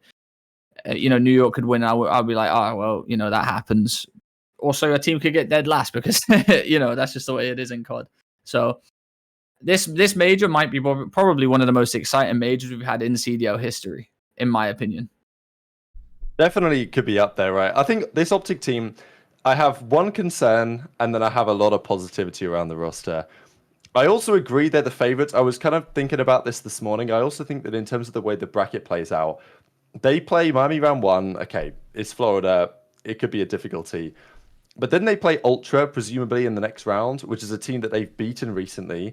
On the other side of the bracket is FaZe and New York, theoretically. 2 teams that have gone Game 5. Who knows who's going to win that one? So on paper, OpTic are probably the most likely team to end up in the winners finals, based on the way that it stands, of the matches that are going to happen and what we've seen recently.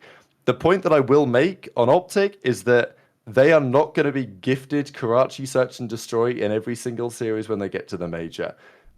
You know, New York did it to them. Toronto did it to them. I don't expect that to continue. They will probably... I mean, New York easily could have vetoed that in this series. They vetoed Rio instead. They could have played OpTic on Rio Search. Maybe OpTic are also very good at Rio Search. They've seemed pretty good so far. But I don't think OpTic are just going to be given these Karachi Search and Destroys that they really like, especially in Game 5s at the major. And I feel like that could be a difference maker. But have they massively improved in that mode? Absolutely. Shotzzy, by the way, has a 1.68 in Game 5s this season. Let that sink in. He has a 1.7 in Game 5s, pretty much. He has a 2 KD on Karachi Search, I think, when it's a Game 5 this season. He's like 34 in 17 on Karachi. Like, the level of impact there is unbelievable. People can say OpTic Rab all they want, but genuinely, you look at the players in the league right now, Shotzzy is... online, at least, and I don't know if this is going to continue on LAN. I guess we'll see. Historically, he's been a great search and destroy player online.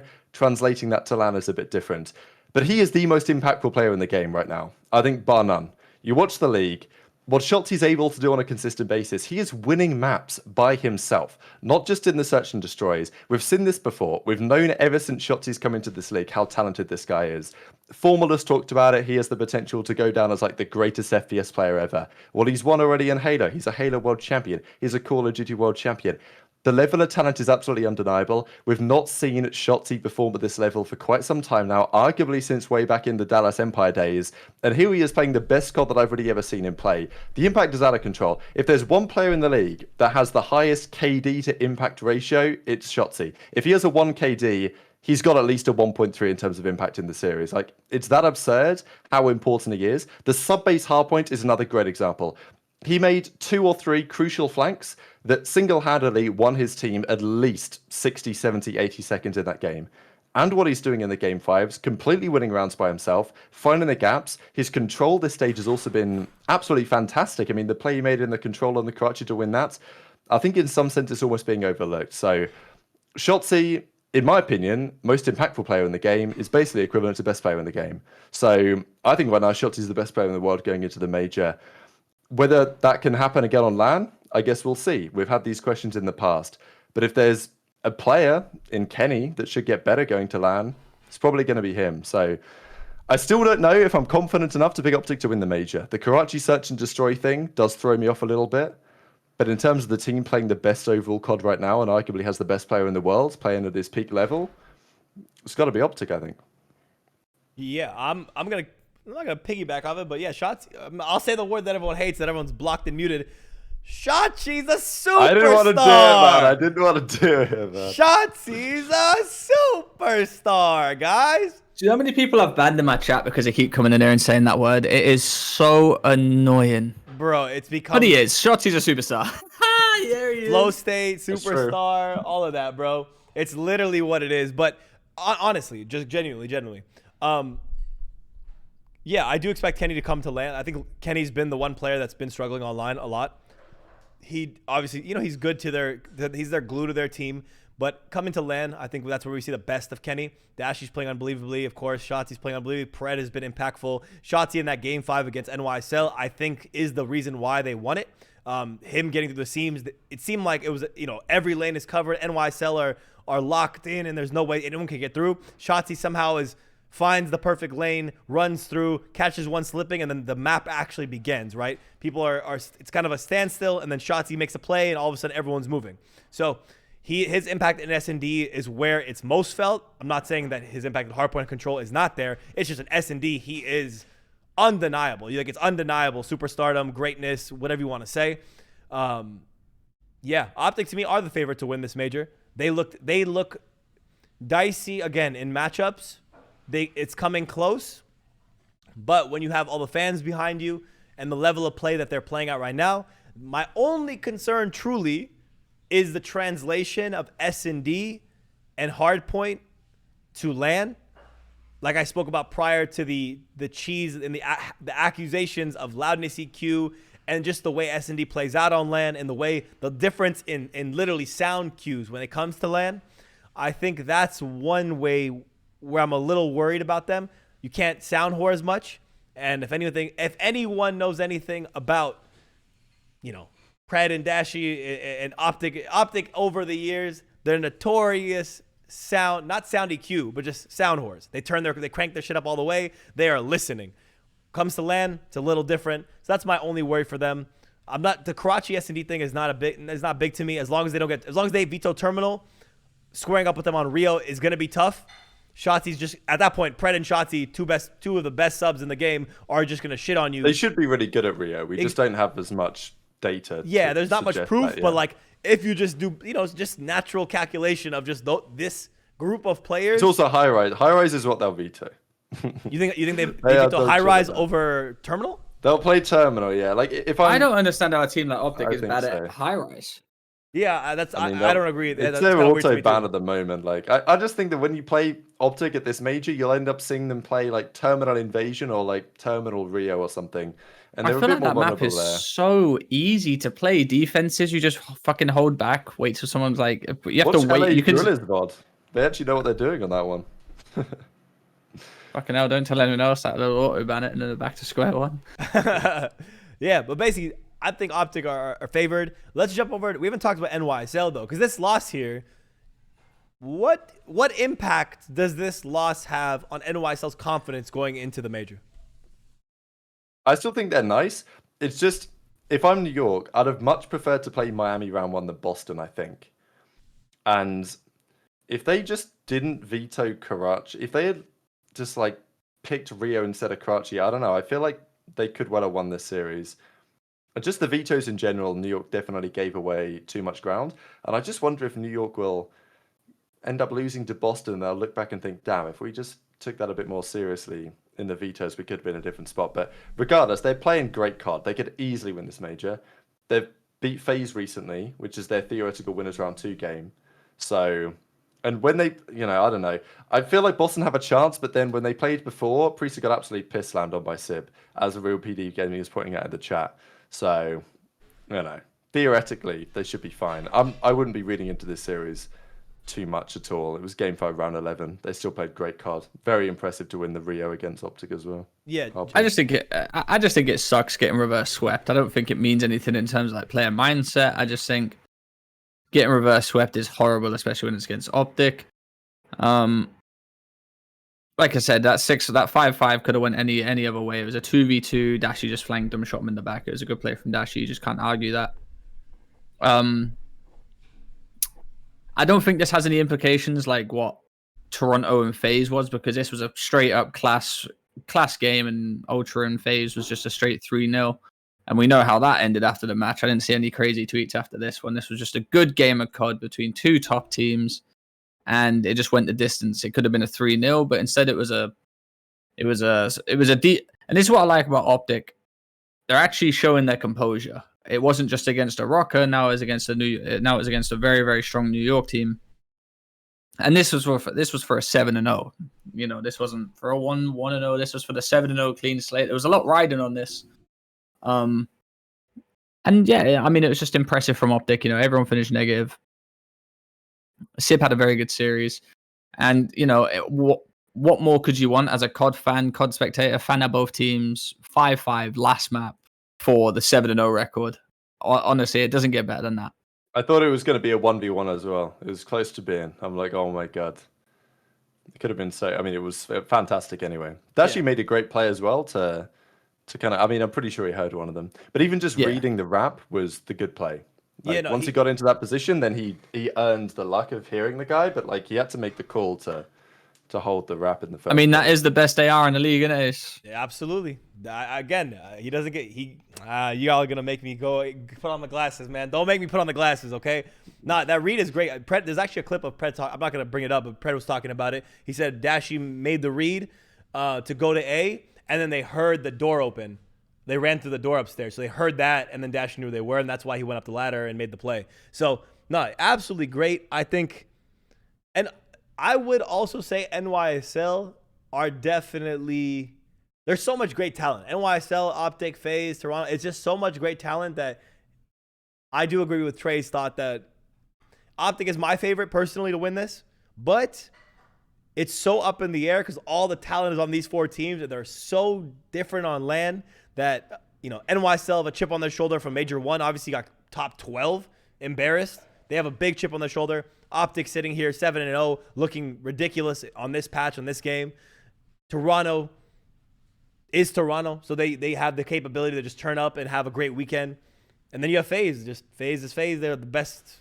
They're just the most consistent team of all time in Call of Duty. So this Major 2 is working up to be one of the best majors we've ever had. The sad part about it, though, is that you boys aren't going to be joining me in Miami.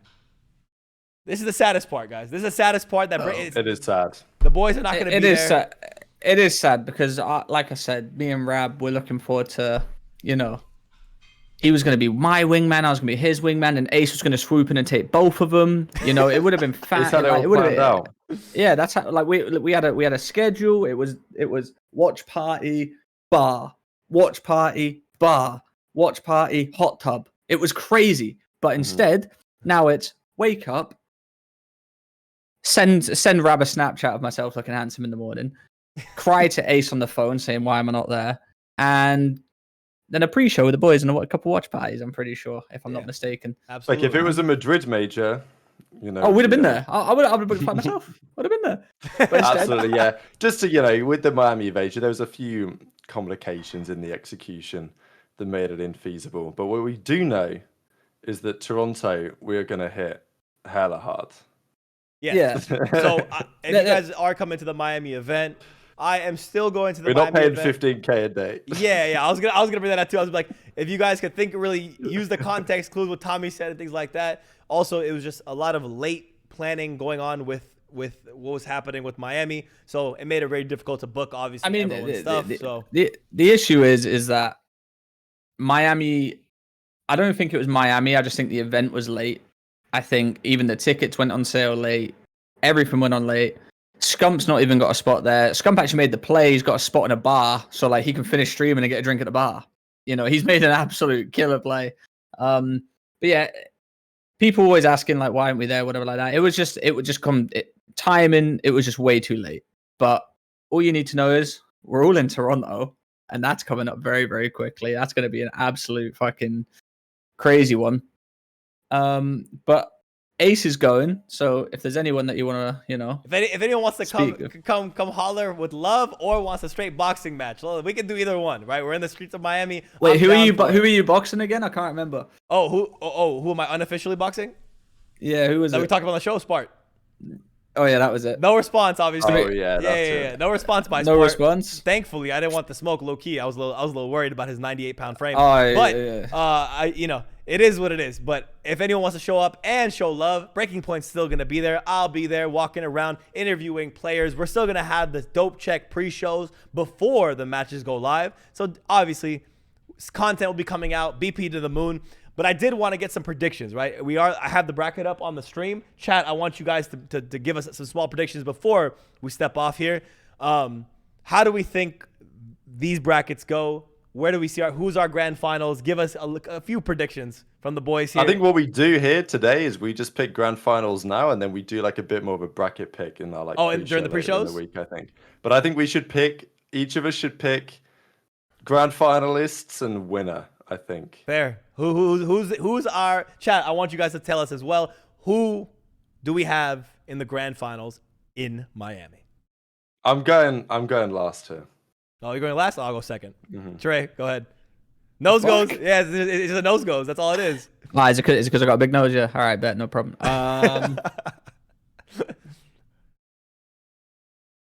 I don't think that loss to LAG does anything to FaZe. I still got them being in the grand finals. I'm gonna go FaZe OpTic grand final. Who wins? Who wins FaZe?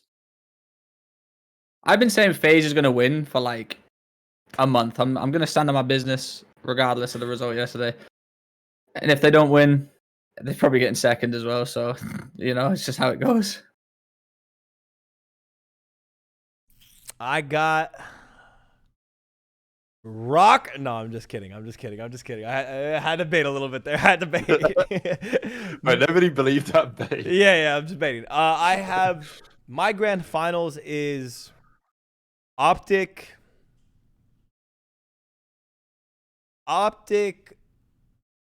Subliners. I have a repeat of this last match happening in the grand finals. I looked at it too. Subliners across the board have the highest KD this major, so they've been playing pretty much as a team, lights out. Kismet's been playing unbelievable, so I think Subliners, OpTic, grand finals, cash it in here. This is difficult. It actually is really difficult, isn't it? I'm just looking at the bracket, trying to figure out like which way I perceive it to go, and I think after all the talking points, I really want to put New York in there. But we're going to end up with a Major 1 rematch. It's going to be Toronto FaZe Grand Finals. And this time it's going to be FaZe getting the win. And Draza stands up and talks some unbelievable shit on Scrappy on the other side of the stage. And we are eating content for weeks. And then Draza's girl comes on, slap Scrappy, done and dusted. Yeah. Don't talk shit again. Boom. And then we're sat there like dope check Monday. Wild. Yeah, next day we will be live. Just like that. And we actually have a special gift for everyone that's here at the end of the stream, or towards the end of the stream. We have a special preview of One Shot, which is the Clayster documentary. So this is a first look, all access, exclusive for the Which people. parts do you want to show, Ace? Because I thought the bit from like 5 minutes to 7 minutes was good, but you can share whatever you want. I have that preloaded right there. Okay, love that. So here we go, guys. This is the worldwide exclusive of the Clayster doc. Little preview here, special for the Dope Check fans. We're gonna show you about 2 minutes of it. Starting off, it's already a great little start here at the 5 minutes. 3 weeks later, and a shock to the world. Clayster's drop from complexity. Great little bait to start with, but let's turn up the volume. Shout out Shawston, man. Yeah, shout out What a guy. Shawston. Absolutely, man. What a legend in the COD scene. Yeah, man. Let's sit back, relax, and grab some popcorn. After all the success we had seen, the entire way through, I was kind of like the punching bag in a way, where I would just like take it all in and not really fight back. The getting dropped from teams issue that I have always had, you know, I wish I could put my finger on it. It's OpTic Clayster. Just devouring everyone here. Clayster's gonna get it. He does get it. Hard esports, Clay stands up. And he gets the kill. And OpTic Gaming wins it. X Games gold medal champion. You know, I don't know really where to start with this video. Basically, they told me I was off the team because, you know, I've worked my entire Call of Duty career to get to OpTic Gaming. To be dropped from the team, you know, it's kind of like a dagger. So they dropped me through envy to denial. I went early season, and we ended up matching up round 1 against OpTic at Champs, which was like the craziest matchups. It was number 1, number 2 seeds. We were number 2, they were number 1. Dropping Clayster's scary because a dropped Clayster's better than any other one we've ever seen, and he just becomes like a psycho. He becomes so obsessed with being better and winning, and That's his 29th, looking for the 30th place. He's got 30 kills. Can he get another one? Yes, he can. Play lighting up Hardpoint Detroit. Denial Esports shocked the world by upsetting championship favorite OpTic Gaming in their round 1 match. We ended up beating them, and I put out the tweet, you know, throw me to the wolves and I'll come back leading the pack. Did you see that Clay tweeted out, throw me to the wolves and I'll come back leading the pack? So he kind of like, yeah, that was the shout out to OpTic and Envy. You know, we haven't won in 19 months. You need a change of pace, you need some fresh scenery, you need some new voices in your headset. I think I'm just a polarizing person, especially the competitive side of me. I can say things very honestly and truthfully that upset people sometimes. You know, if we actually sat down and went through each individual time where I feel like I was slighted or fucked over, throughout my entire career, we would be here for quite a while. We knew we had to make a team change. We knew we had to make a change that would better the team. So we talked about it openly. We said dropping Clay. And that's what we can give you today. Guys, the Clay doc, as you can tell, it's captivating, it's well shot, it's well thought out, it's a great narrative, and Clay giving an all-access pass to his career, storied career in the Call of Duty scene. Definitely, I want everyone to check this out when it officially drops. That's just 2 minutes, and I was already zoned in. I don't know if you guys were. I was absolutely locked for 2 minutes. So, guys, I mean, I've got the full video, so I'll be locked all night. Thank you very much. Yeah, got about 30 minutes of great content coming soon. But, guys, let's go to the full screen here. There we go, full screen. That is Dope Check episode 12, the one before the CDL Major. Like we said, Trey and Rab will be at home. I will be in Miami for BP, but we will be doing Dope Check pre-shows before every single day of matches. So make sure to tune in for those. We'll get, get some popcorn, get ready before the matches. We'll get you warmed up, predictions happening, some more silly goose time with the boys. We appreciate you for watching. Can't wait for Miami. Can't wait for this major. Like we said, might be the best major of all time. Stop sending me death threats. Stop sending Trey death threats. Definitely stop doing that. Stop sending them. I didn't do anything wrong. Stop leaving me alone. Just like that. Rab, anything to say before we close out? I'm good, man. I think we said it all. We had a good show. Just like that. Thank you guys for watching. That is Dope Check episode 12, and we are out.